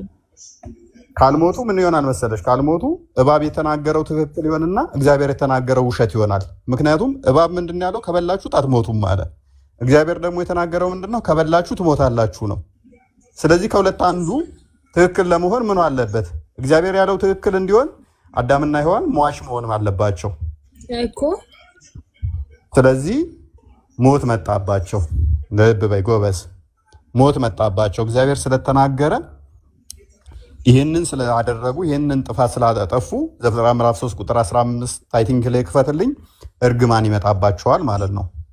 ይህንን በማጥፋታቸው ምክንያት ሞት ወደ ሰው ገባ ማለት ነው።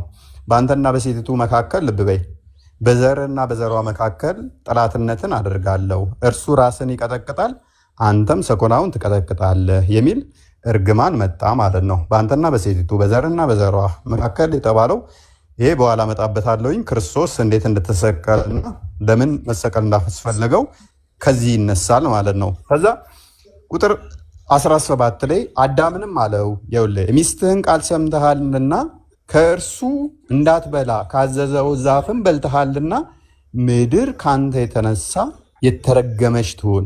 ምድር ምን ትሁን? ካንተ የተነሳ የተረገመች ትሁን። በሕይወት ዘመንህም ሁሉ በድካምህ ከእርሷ ትበላለህ። እሾህና ማኬላ ታበቅልብሃለህ፣ የምድርም ቡቃያ ትበላለህ። ወደ ወጣህበት መሬት እስክትመለስ ድረስ በፊትህ ወዝ እንጀራን ትበላለህ። ስለዚህ ወደ ወጣበት ምድር መመለስ አለበት ማለት ነው። ይመለሳል አይደል? አዳምና ሔዋን ተረገመ። ወደ ወጣህበት ምድር ትመለሳለህ ተባለ። ምክንያቱም ሔዋን የተገኘችው ከአዳም ነው።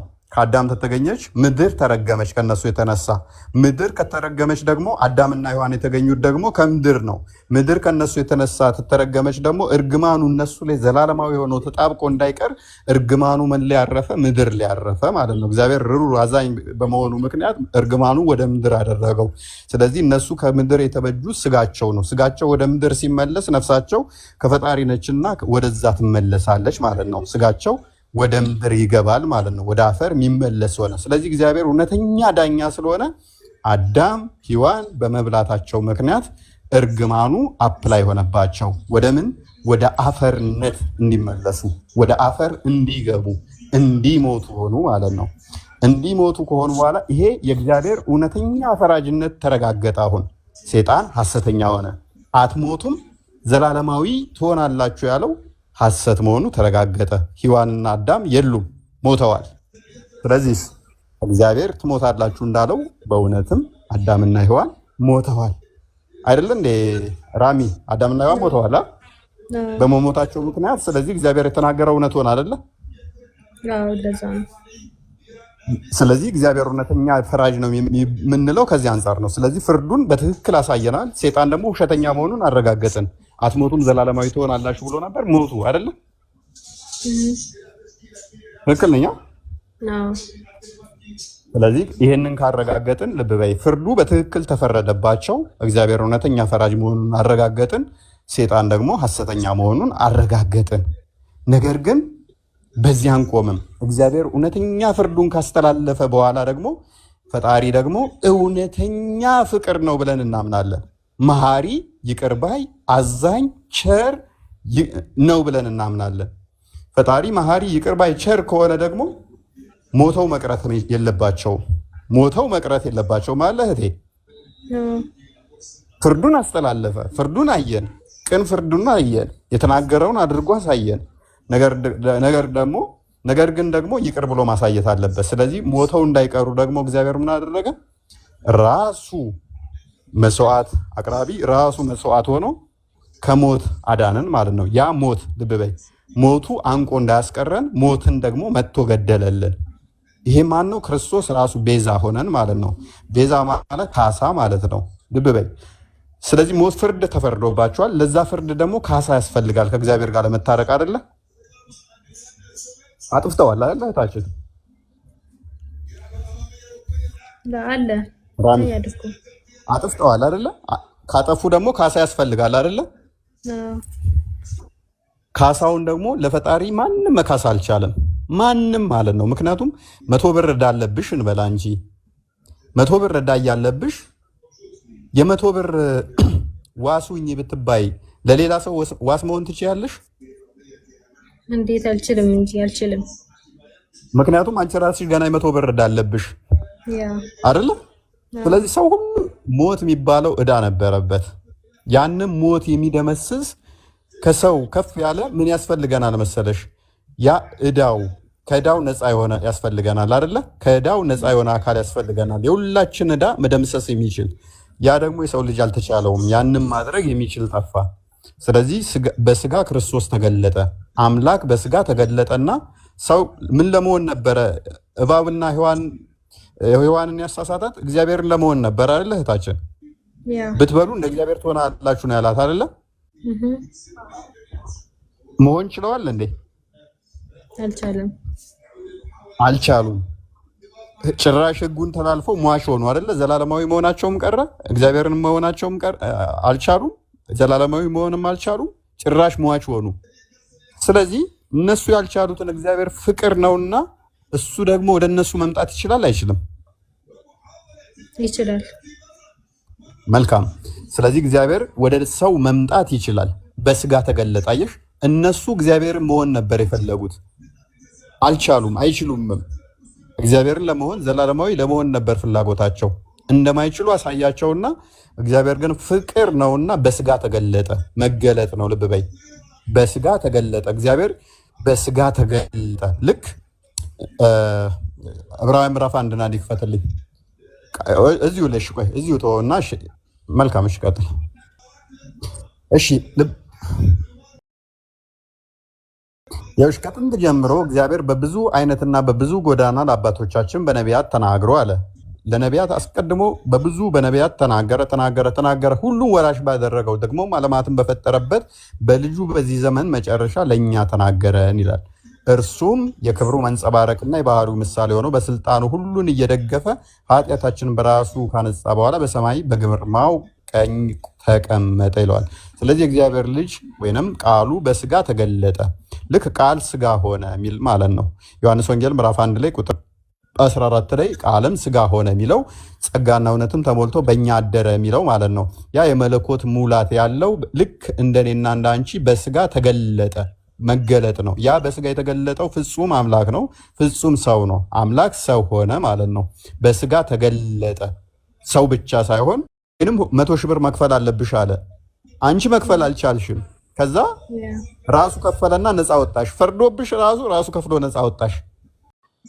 100 ሺህ ብር መክፈል አልቻልሽም። አባትሽ አንቺን ነፃ ብሎ ካሰናበተ አባትሽ እውነት ፍርዱን ትክክለኛ ፈራጅ ነው ማለት እንችላለን አባትሽን? አይቻልም።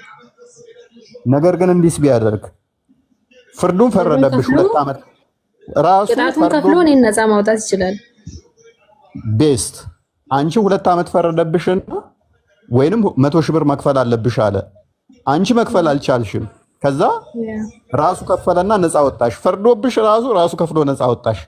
አነን ቀደም ብዬሻለሁ አይደለ? ቤዛ ማለት ምትክ ወይንም ካስ ራሱ ሚክስ ማለት ነው። ክርስቶስ ሊያገለግለን ነው የመጣው። ሲመጣ ክርስቶስ ለኛ ቤዛ ሊሆን አየሽ። አባትሽ ቅድም ለአንቺ 100 ሺህ ብሩን ሊከፍል ሲሄድ ምንድነው እሱ መልሶ እንደ ዳኛ ሆኖ ሳይሆን እንደ ካሳ ከፋይ ሆኖ ነው አይደለ? አስቀድሞ ሲፈርድብሽ እንደ ዳኛ ሆኖ ነው የፈረደብሽ። ወንጀለኛ ነሽ ብሎ ነው አይደለ? አሁን ደግሞ ሲክስሽስ ለአንቺ 100 ሺህ ብሩን ሲከፍል ደግሞ ለአንቺ ጠበቃ ሆኖ ነው አይደለ? ለአንቺ ዋስትና ሆኖ ዋስ ሆኖሽ ነው አይደለ? ያንን ዕዳ ከፍሎ ያወጣሽ። ክርስቶስም እንደዛው ለኛ ቤዛ ሆነን በተመሳሳይ ማርቆስ ወንጌል ምዕራፍ 10 ቁጥር 45 ላይ ራሱ ሊያገለግለን ቤዛም ነፍሱን ለኛ ቤዛ ሊሆን እንደሰጠን፣ ቤዛ ማለት ምትክ ለኛ ሞታችንን ሞቶ ሊደመስስልን እንደመጣ ይነግረናል ማለት ነው። በአንደኛ ቆሮንቶስ ምዕራፍ 15 ላይ በተመሳሳይ ሞትን በሞቱ እንደሻረለን አንደኛ ቆሮንቶስ ምዕራፍ 15 ቁጥር ስንት ላይ ከ20 አካባቢ ይመስለኛል። ክርስቶስ ካልተነሳ ምናምን ትንሣኤ ሙታን ሞትን እንደሻረልን ቁጥር ስንት ላይ አይደል? ከፍ አድርገው ትንሽ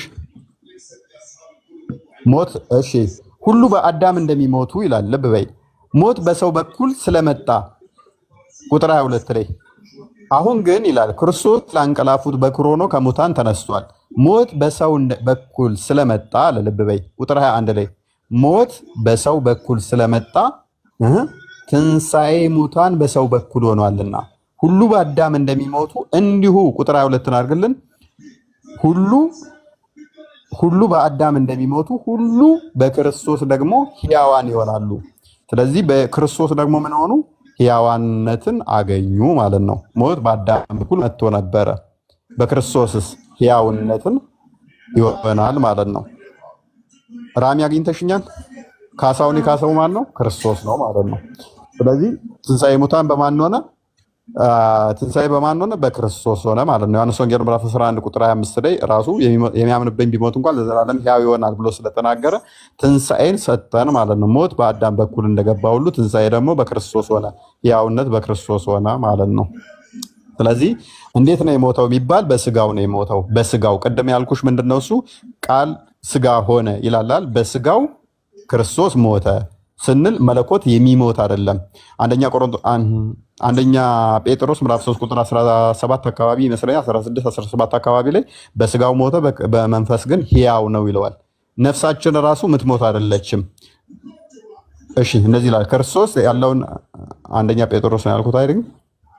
ያ ክርስቶስ ደግሞ ወደ እግዚአብሔር እንዲያቀርበን ልብ በይ እርሱ ጻድቅ ሆኖ ስለ አመፀኞች አንድ ጊዜ በኃጢአት ምክንያት ሞቷልና በኃጢአት ምክንያት ስለኛ ኃጢአት ምክንያት በደል ቅድም ጥፋት ምክንያት አንዴ ምን ብሏልና ሞቷልና በስጋ ሞተ በመንፈስ ግን ሕያው ሆነ። ሕያው መሆን ብቻ ሳይሆን ቁጥር 19 ላይ በእርሱም ደግሞ ልብ በይ እርሱም ደግሞ ሄዶ በወይን በምን በወይን ለነበሩት ነፍሳት ሰበከላቸው።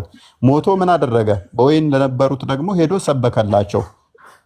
ለመስበክ ደግሞ ሕያውነትን ያስፈልጋል አይደለ? ሄዶ ሰበከላቸው ይላል። ስለዚህ ክርስቶስ በስጋ ሞተ። ክርስቶስ ምን በስጋ ሞተ። በመንፈስ ግን ምንድነው? መለኮት የሚሞት አይደለምና ምንድነው እሱ በወይን የነበሩትን ወይም በሲኦል ያሉትን ሄዶ ሰበከላቸው ማለት ነው። ስለዚህ በስጋ ሞተ፣ በመንፈስ ግን ሕያው ነው ብለን እናምናለን። ማን ያስነሳው ስንል በራሱ እንደሚነሳ ዮሐንስ ወንጌል ምዕራፍ 2 ላይ ቁጥር 17 አካባቢ አንዴ ክፈትልኝ። ክርስቶስ በስጋ አስቀድሞ ይሄ እንደሚሆን ቁጥር 17 ላይ እንደዚህ ይላል። ደቀ መዛሙርቱም የቤት ቅናት ቁጥር ከፍ አድርገው 27 ይመስለኛል 27 የለውም። ስለዚህ ቤተ መቅደስ ከ40 ቁጥር ስለዚህ መለስ አድርግልኝ አንዴ ቁጥሩን 3 ቀንም አነሳዋለሁ አላቸው። ክርስቶስ ሞቶ በሶስተኛው ቀን ተነስቷል። ስለዚህ ምን አላቸው? ስለራሱ ስለ ስጋው ሲነግራቸው ይሄን ቤተ መቅደስ አፈርሱት አላቸው። ብገሉኝ በሶስተኛው ቀን አስነሳዋለሁ አላቸው። ራሱ ነው የሚያስነሳው። ምን አስነሳዋለሁ አላቸው። ስለዚህ አይሁድ ይህ ቤተ መቅደስ ከ46 ዓመት ጀምሮ ይሰራ ነበር፣ አንተ በ3 ቀን ታስነሳዋለህን አሉት። እነሱ ቤተ መቅደስ ሲላቸው ስለሚያዩት ቤተ መቅደስ መስሏቸው ነበረ። እርሱ ግን ስለ ሰውነቱ ቤተ መቅደስ ይል ነበር ይላል። ስለ ስጋው ነበር እየነገራቸው የነበረው ማለት ነው። ስለዚህ ግደሉኝ፣ ሞቼ በሶስተኛው ቀን እነሳለሁ፣ አነሳዋለሁ ራሴ እያላቸው ነበር ማለት ነው። ለማንሳት ደግሞ ምንድነው ሕያውነት መኖር አለበት አለ ራሚ። ስለዚህ በመለኮት ሕያው ነውና ራሱ ማንሳት የሚችል ነው። በስጋ ሞተ እንላለን። ሞት ስጋና ነፍስ መለያየት ነች እንጂ ሞት ማለት አለመኖር ፈጽሞ መጥፋት ማለት አይደለም። ክርስቶስ ራሱ በመለኮት ሕያው ስለሆነ ማለት ነው። የቢ ግልጽ ነው የተወሰነ ያ ግልጽ ነው። እና 000 ይላል። እናንተ ጋር ስንት ሰዓት ነው? 6 ሰዓት 00። ያ እዚህም እንደዛው ነው። አንድ ሰፈር ነን ማለት ነው። የደቂቃ ልዩነት እንኳን ከሌለ ይሆናል። ለዛሬ አይበቃሽም? በውስጥ አውሪን። በጣም አመሰግናለሁ። ይበቃኛል። በውስጥ አወራሃለሁ።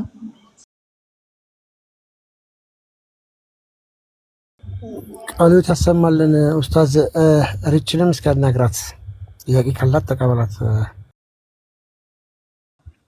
ክርስቲያኖች የሆነ የለቀኩትን ቴሌግራም ላይ እንትኑን አጥፍተውብኛል። አሁን አይታችሁታል አይደል? ሲታረዱ ምናምን ክርስቲያኖች በጀማ አረ ሪከቨር ይደረግልን እሱ ነገር አይተዋል አይደል? ወደ 400 ምናምን የሚበልጡ ክርስቲያኖች ሲታረዱ የሚያሳየው ቪዲዮ ከዛ ሙሉ አንተ ምን አይጨቀኝ ሰው እንደሆንኩ ያየሁት እሱ ነው። አያቸው አየሁት እንዳለ የሌለ አይነት ግድያ የለም። በቃ የሌለ አይነት ግድያ የለም። በኢየሱስ ማንገታቸው አምስት ነው ፍሬ ብላ ያስቀመጥከው ዞረስት ነው አይደል? በቃ በጣም ዘግናኝ ተሰብስበው እኮ ነው እንዳለ አላሁ አክበር ብለው ነበር እያረዷቸው የነበረው። በጣም ብዙ ነው የለቀኩት። እኔ ወደ 400 ምናምን የሚሆኑ ነበር የታረዱ። ከዛ ስጋ አስጠላኝ ሲታረዱ አየውና ለምን እንደሆነ አላውቅም፣ ዘገነነኝ። በዛ ሰሞን ነበር ያየሁት። ከዛ በኋላ ራሱ በቃ ስጋ እንትን በዛው ሰሞን መዝሙር ያሬድ ሰርግ ነበረ። ከዛ በቃ ስጋ እንትን እያለ ይመጣ የሆነ ልበላ ስል ያ ነገር ትዝ ይለኝ ጀመረ። የሚታረዱት ትዝ ይለኝ ጀመረ። ስጋቸውን ስላየሁት እንደዚህ ስንጥቅ ሲያደርጉት ምናምን በቃ እሱን ያልኩት። ይሄ ፊቱ ቆዳውን ገፎት ልቡን የሰነጠቀውን ነው። እሱን ያየው በቃ እየዘገን በቃ እናት እንትን ባለው በቃ ቀፈፈኝ። ብዙዎች እኔ ጋር የላኩላቸው እንትን ግሩፕ ውስጥ ገብተው ብዙዎች ታመሙ እንትን ያሉ። ከዛ በቃ ቀፈፈኝ ስጋ። እንዴት አይታምቦስ አንተ የግድያ አይነት ሰው በመድፍ አንድ ሰው መድፍ ረግጠው ይሄዱበታል አላሁ አክበር እያሉ በመድፍ ተኩሰው ይገላሉ። መርከብ ላይ አድርገው እኔ የሌላ አይነት ግድያ የለም። በቃ በህይወታችሁ አይታችሁት የማታውቁትን አይነት ግድያ ነው የምታዩት እዛ ላይ። ቬኪ ፍሩት። ቬኪ እኮ በሺህ የሚቆጠር ቪዲዮዎችን እንዟል። እንደዚህ አይነቶችን አንገታቸው ውጥር ተደርጎ ሲታረዱ እንዴት አስችሎት እንደሚያያቸው አይገባኝ። ቤኪን የፈሩት አረ ቀይሩ ቤኪን ፍሩት። አትላክልኝ ይለዋለኝ። አትላክልኝ ስለው ህፃናት አንገታቸውን ቱር ሲያደርጉ ይልክልኛል ማለት ነው። ህፃናት የ6 ዓመት ልጅ ነው የሚያርደው። የ6 ዓመት ልጅ አንዲ ወደኋላ እንደ በግ አስሮ ሲያርድ አስበዋል። ቀይር፣ አሁን ርዕስ ቀይር በእናትህ። በዚህ እንትን ስጋ የተውኩት አክቹዋሊ ከሱ ጋር የተያዘ ነው። በቃ ቀፎይ ነው እንትን በሉታ። ርዕስ ቀይሩ። እግዚአብሔር እንደው ሁሉን ነገር በቃን ይበለን። ናኑ የኔ ውድ ተኝታለች እኮ የኔ በህልሟ አልተኛው እንዳታመኝ።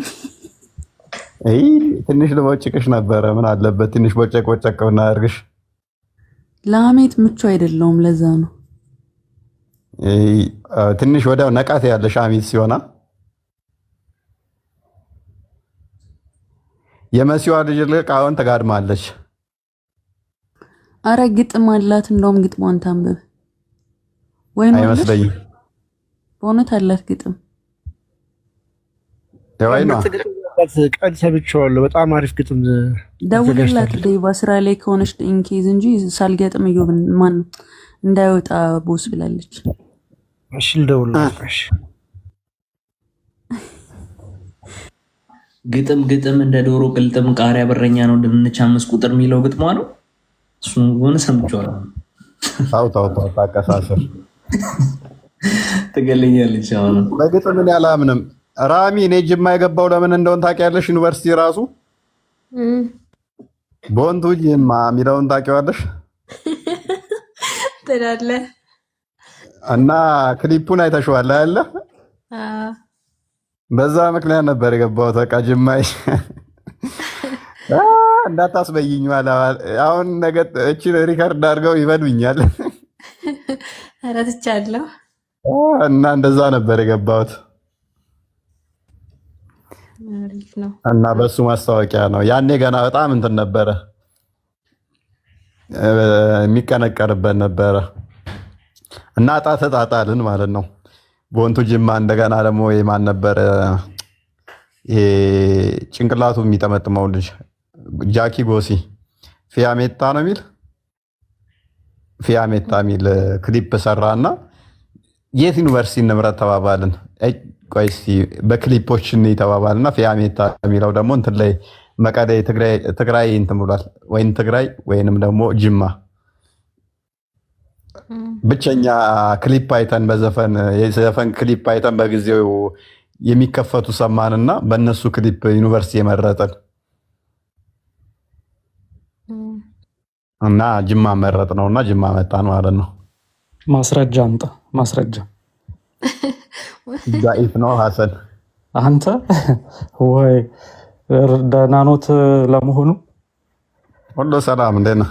እግዚአብሔር ይመስገን። ወይ በጣም ደስ ይላል ተመልሰ ላይቭ ላይ ሳይ።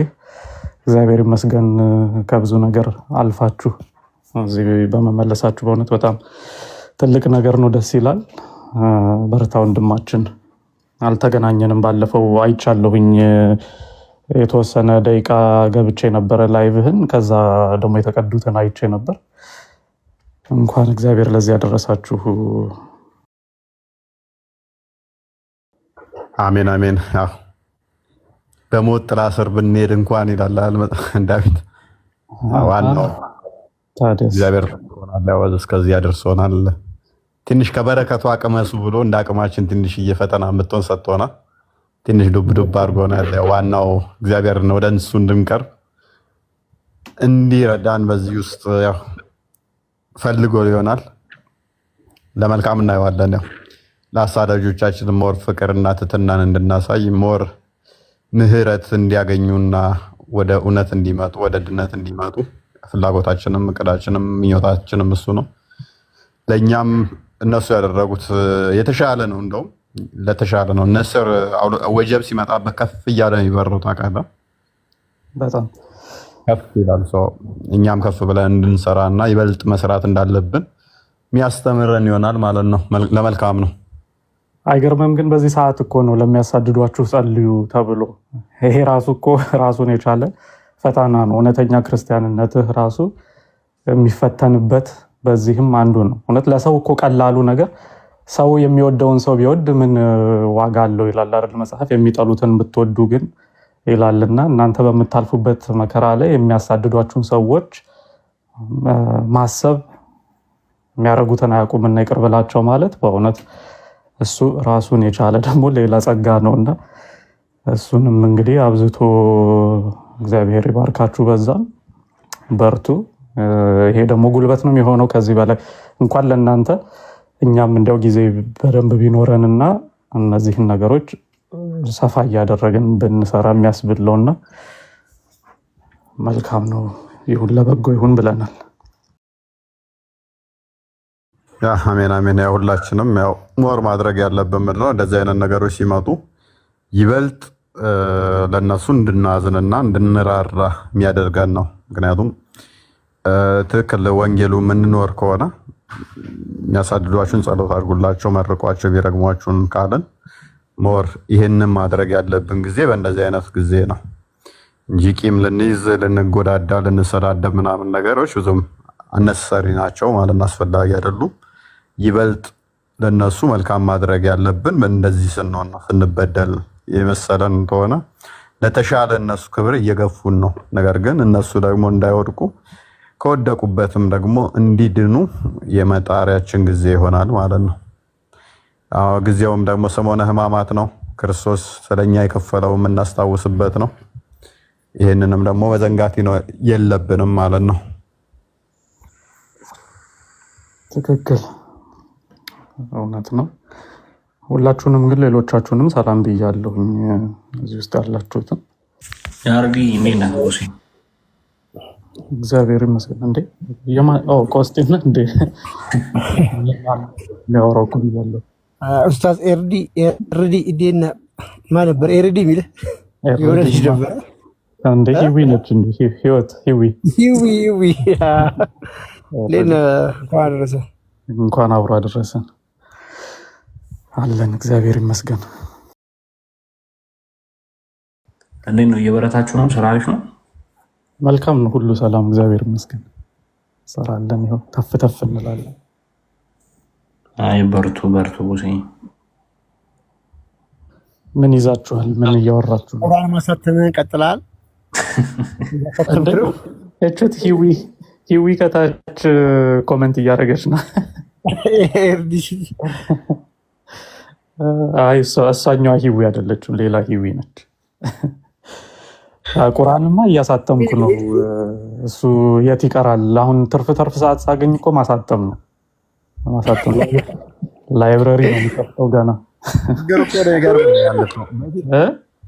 አዲስ አሳትማችሁ ነው ይላሉ። ማለት አለማወቅ እኮ ነው። እኔ አንዳንዴ ማለት አለማወቅ ማወቅ አንድ ነገር ነው፣ ግን አንዳንዴ ደግሞ አላወኩም ብለህም ሄደህ አጥንተህ መምጣት አንድ ነገር ነው። ማስረጃ ስታመጣ እሱን አንተ ነው ያሳተምከው ማለት ደግሞ ሌላ አለማወቅ ነው የምንለው። ይሄ ድንቁርና ነው የምንለው። በጣም አስቸጋሪ ነው። እሱ ብቻ እኮ አይደለም እፎይ፣ እኔ የማጸናቸዋለሁኝ ሁሉ ግድ የላችሁም ሂዱና ስህተት ውስጥ ከምትገቡ ጠይቁ። መጠየቅ ማንንም አይከፋም እያልኳቸው ራሱ አይሆንም አንተን ያሳተምከው ይሉኛል። ግን ይሄ የሚያሳየን ነገር ምንድን ነው? በቃ በትክክል አሁን ይሄ አእምሯቸው ውስጥ 7 አይነት ገለመሌ የሚለው ከመግባቱ በፊት ያላቸው አመለካከት ስለ ቁርአን አንዲት መጽሐፍ ነች፣ ምንም ነገር ልዩነት የሌለባት የሚለው ከልጅነታቸው ጀምሮ የሚሰበካቸው እንደሆነ ግልጽ የሆነ የሚያሳየን ነገር ነው። እዚህ መጥተው ግራ የሚጋቡት ለዛ ነው፣ አይነገራቸው እና ጥሩ ነው። ለእኛ መልእክት ነው የምትሰጡ እንደዚህ አይነት ሙስሊሞች ስትመጡ። ግን ደግሞ ሄዳችሁ ተማሩ ጠይቁ ስትባሉ ደግሞ እሺ ማለት እሱ ደግሞ የአዋቂነት ምልክት ነው። ችግሩ ይዋሿቸዋል። ያው ቢጠይቁም እዚህ ያሉት ሆነ ሜቢ እንትኖቹ ከሆኑ ነው እንጂ ይዋሿቸዋል። ያቆን አስቸጋሪው ፓርት ምንድነው? ይዋሿቸዋል። አሁን እኔ ጋር ካየ ብዙ ጊዜ ይመጣሉ። አንተ ትሳደባለህ፣ አንተ እንደዚህ ብለሃል፣ ቀጥፈሃል ይላሉ። እሺ አንዲት ያለ መረጃ ያወራሁትን አንጡ። አንድ አያመጡ አንድ ማለት ነው። ከዛ ምንድነው የሚሆነው? በቃ ዝም ብሎ እንትን ይሆናል፣ ጉንጭ አልፋ ይሆናል ማለት ነው። ያለ መረጃ ያወራሁት የለም፣ ሁሉንም በመረጃ ነው። ከዛስ ግን በቃ እንዲሁ እልህ መጋባት ብቻ ይሆናል ማለት ነው። ደስ የሚለው ግን አንደኛው ኡስታዝ ይመጣና እኔ እንዳልኩት ይናገራል ማለት ነው። አንደኛው ሲዋሽ አንደኛው ይመጣና እኔ እንዳልኩት ይላል። አንዲት ያለ መረጃን ያወራሁትን አንቱ ሲባሉ ግን አያመጡም። ዝም ብሎ ግን በደመነስ በእንትን መመራት ይሄ በቲፎዞ መመራት በቃ መፈክር ይሆንና አስቸጋሪ ያደርገዋል። ነገሮችን በመፈክር ይመራሉ። በጣም አስቸጋሪው ፓርት ማለት ነው።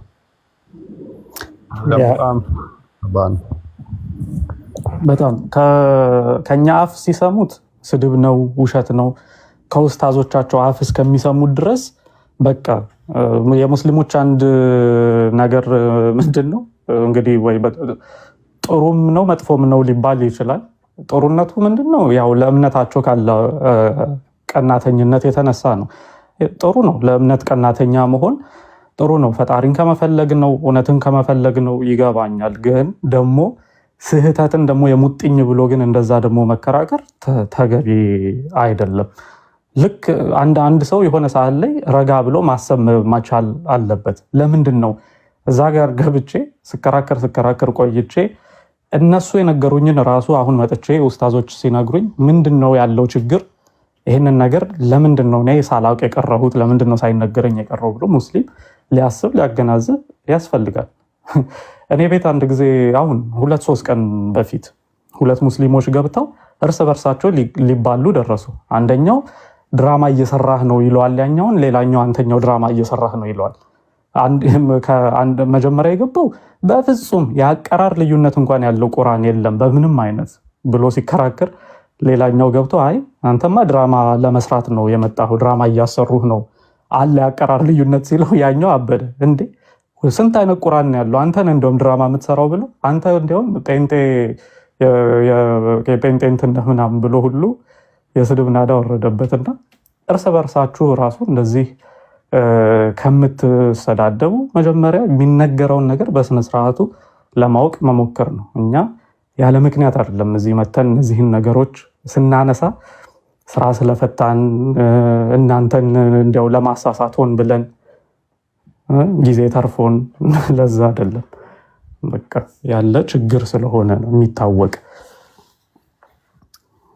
እንደዛ ነው። ማተሚያ ቤትም የለንም። አንተማ እያሳተምክ ነው ተመችቶኛል። ለማንኛውም አንተ ለነሱ ብለህ ሄደህ ቁርአን ገዝተህ ትመጣለህ። 10 ቁርአን አላምን ሲሉ ገዝተህ መጣህ እኮ ሳዘንከኝ። በቃ ዶላሩን ሰጠኝ እያልኩ እምቢ አልክ ትላለህ። ለማንኛውም ቤዚ ቆይታለች መሰለኝ፣ አናግሯት ስትለኝ። ቤዚ ያለሽ ቤዚ ውስጥ ቤዛ የሚባል ሰው አለ እንዴ? ከስራ ያለችው ቤዛ ነች ወይ? ማም ተደላድላ ነበር ለካ እርሹ ላይ። በቃ እሺ ቀጥሉ። ሶሪ ረጅም ሰዓት ስለተቀመጠች ለዛ ብዬ ነበር። አሁን ነው እኮ ማየት። ለምንድን ነው የወረደችው?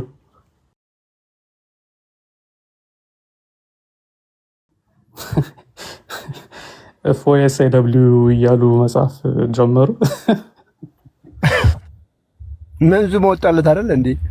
መንዙማ በጣም ነው የተመቸኝ። ኧረ ቆይ ያ ጀለስ ደግሞ ያ እንትን ያለ ልጅ ቪዲዮ ሰርቶልኝ በሳቅ ነው የሞትኩት። ከነብዩ መሐመድ በኋላ ነብይ ቢመጣ ብሎ የተናገረው ቪዲዮ አይታችሁታል? አይተዋል አይደል?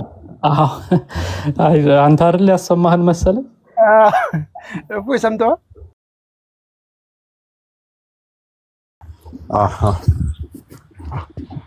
አሁን ኤስኤደብሊው ሲባል ኤስኤደብሊው በሽ ሆኗል ዘንድሮ። እሱ እንዴት ዝም ተባባሉ? ግን መንዙማ እኮ አይፈቀድም እኮ ለሙሐመድ ራሱ የሚከራከሩ አሉ እኮ ይፈቀዳል አይፈቀድም የሚል። ግን ለእኔ መንዙማ ሲወጣ ሙስሊሞቹ እንዴት ዝም እንዳሉ አልገባኝም። ማለት ኡስታዝ ነው ልጁ፣ ደግሞ ኡስታዝ ሆኖ መንዙማ ሲያወጣልኝ ቢዳ ነው አይደለም። እንዴት ዝም እንዳሉ አልገባኝም።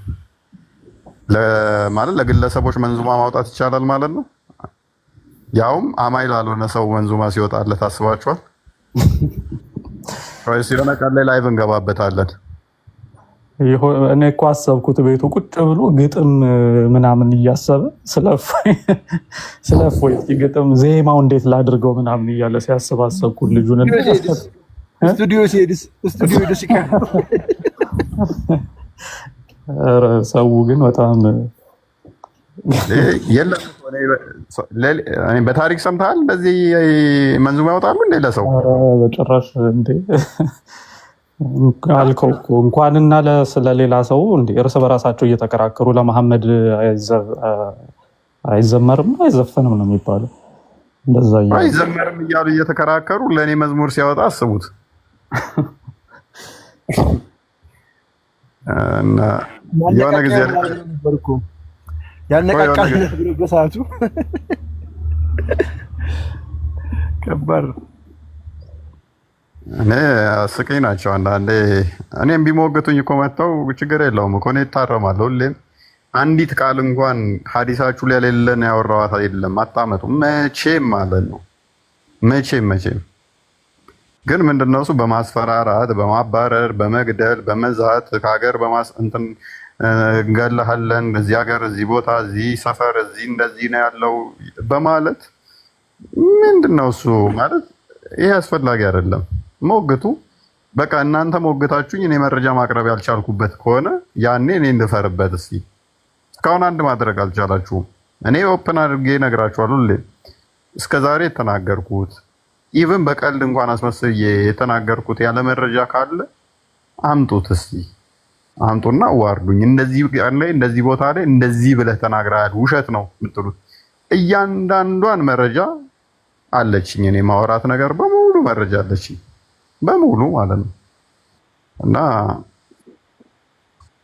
እንትኖችን ከስር ያሉትን ዝም ብላችሁ ወደ ገደል እዛችኋቸው አትግቡ። ወደ ሲኦል እነሱን እዛችሁ ለመግባት እኔን ማሳደድ አይጠበቅባችሁም ማለት ነው።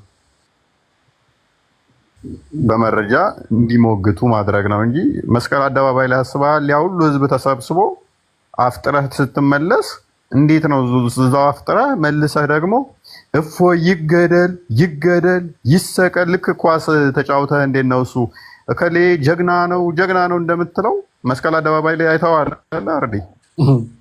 ታደስ እንዴት ሰውን ቅዱስ ቦታ ነው ብሎ ሊያመልክ ሄዶ ይሰቀል ይገደል እንዴት ሰው እንደዚህ ይላል?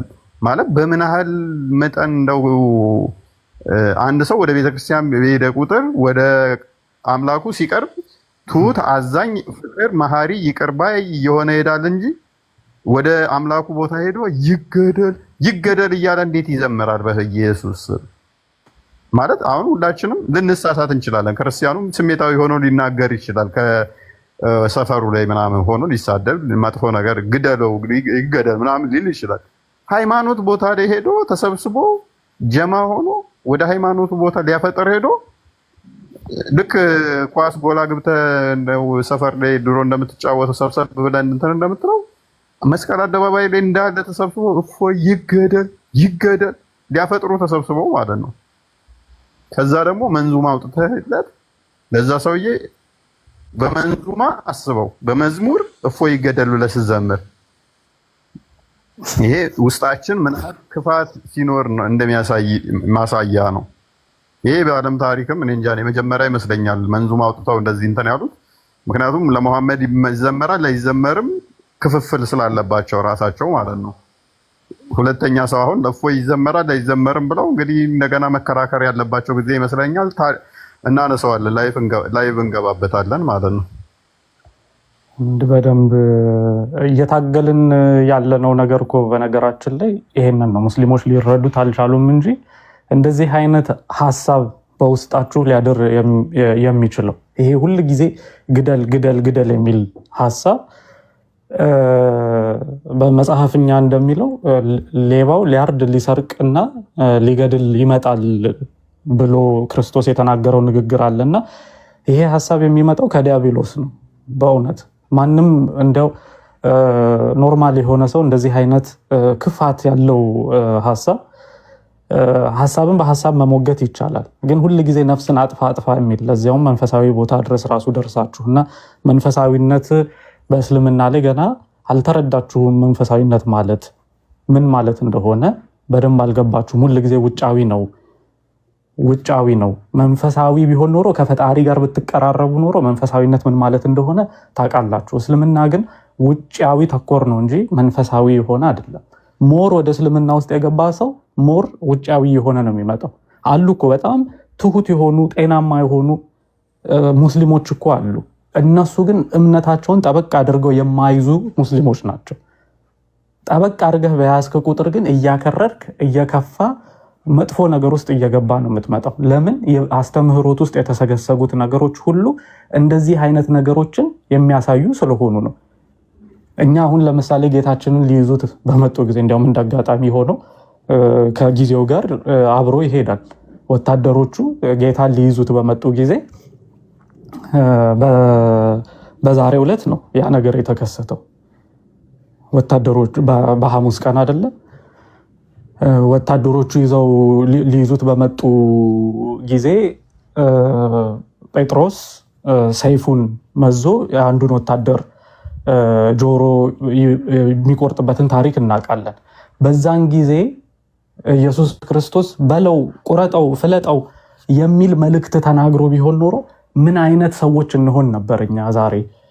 ኦኬ፣ ትምህርታችንን የምናገኘው ከጌታችን ስለሆነ አያችሁ፣ ጌታችን ያስተማረን እኮ ሰይፍን መምዘዝ፣ ሰውን ማጥፋት፣ የሚያጠቃንን ሰው መልሰን ማጥቃት ቢሆን ኖሮ የተማርነው ውስጣችን ጭካኔ ይሞላው ነበር፣ ውስጣችን አረመኔነት ይሞላው ነበር። ግን የተማርነው ትህትናን ነው። እርሱ ራሱ ትሁት ሆኖ ትህትናን አስተምሮናል። እኛ ትሁት ሆኖ ትህትናን አስተምሮናል። ከክርስቶስ ነው የምንማረው። ክርስቶስን ለመምሰልም ነው የምንኖረው እኛ እንጂ ሰውን ለመምሰል አይደለም የምንኖረው። ሰው ሁሉም ሰው ሆኖ ያልተሳሳተ ስለሌለ ማለት ነው። እና በጣም ትልቅ ልዩነት አላቸው በሁለቱ መካከል። በእስልምና ግን ስንመለከት ከጥንት ጀምሮ ይሄ መጨካከን እኔ አንስቻ እንትን አይደለም፣ ይሄንን ነገር አላቆምም። ሁል ጊዜ ማንሳት እባክህን በመሀል አትግባ። ሰው እያወራ በጣም ነውር ነው፣ ብልግናም ነው። አይደረግም እንደዚህ። ውሸት እኮ መናገር አይቻልም። ኦኬ ሚውት አድርጉ ፕሊዝ ሞዴሬተሮች፣ እኔ ስልጣን ስለሌለኝ ነው። ይሄ ነገር ከየት ነው የመጣው? በእስልምና ውስጥ ከየት ነው የመጣው ስንል ከጥንት ምርጡ የእስልምና ትውልድ የሚባለው ጀምሮ ከጅማሬው ለእርስ በርሳቸው እንኳን አይራሩም። በእውነት እርስ በርሳቸው አይራሩም። ሙስሊሞች አይተናል። የመሐመድ የቅርብ ሰዎች በጣም ቅርብ የሚላቸው ልጅ አሊ የሙስሊሞች መሪ ኢማጅን ካሊፋ ነበር በዛን ጊዜ። አሊ የሙስሊሞች መሪ ነው። የአማኞች እናት ትባላለች አይሻ። እሷና እርሱ ግን ለራሳቸው ወገን እንኳን ሳይራሩ እርስ በርስ ተጨራርሰው ሰይፍ መዘው ወንድም ወንድሙን እህት እህቱን ሲያርዱ የነበረበትን ጊዜ ነው የምናውቀው። የግመሉ ጦርነት ተብሎ ታውቃላችሁ። ከ10,000 በላይ ሙስሊም ያለቀበት ማለት ነው። ለምን? ይሄ ሁሉ ለስልጣን ሽኩቻ። መንፈሳዊነት የሰውን ነፍስ ማዳን የዘላለም ህይወትን ማሰጠት ሳይሆን ሁል ጊዜ ሀሳባቸው ምንድነው? ስልጣን ነው፣ መስፋፋት ነው፣ መግዛት ነው። ያ ነገር ነው እንጂ መንፈሳዊነት ቢገባው እንዴት ሰው ለወንድሙ አይራራም? የፈለገ ቢበድልህ ወንድምህ እንዴት ሰይፍ መዘህ ወንድምህን? ለዚያውም እስኪ በእኛ ታሪክ ሐዋርያት ከጌታ ጋር የኖሩት ሐዋርያት እርስ በርሳቸው ሰይፍ ተማዘዙ ቢባል ምን ተማሩ ከጌታ ጋር? እውነት እነዚህ ሰዎች ከክርስቶስ ጋር ነው የነበሩት? እውነት ብለን አንጠይቅም እንዴ? ከመሐመድ ጋር ውለው አድረው የነበሩ ሰዎች ያፈሩት ፍሬ ይሄንን ከሆነ ችግር አለ። ሰው እንዴት ይሄንን ቆም ብሎ መጠየቅ ያቅተዋል? ችግሩ ግን ብዙ ጊዜ እነዚህ ታሪኮች በአረብኛ መጽሐፍቶቻቸው ተደብቀው ስላሉ ማያቅ በጣም ብዙ ሙስሊም አለ። እኔ ስንት ሙስሊም ገብቶ የምን ግመል ጦርነት ነው ደግሞ የምታወራው ያለኝ አለ፣ ታሪኩን ካለማወቅ። እና እባካችሁ ከዚህ አይነት ነገር ነፍሳችሁን ብታድኑ ነው እኔ በመክራችሁ። አለማወቅ ገደል ይዟችሁ እንዳይገባ።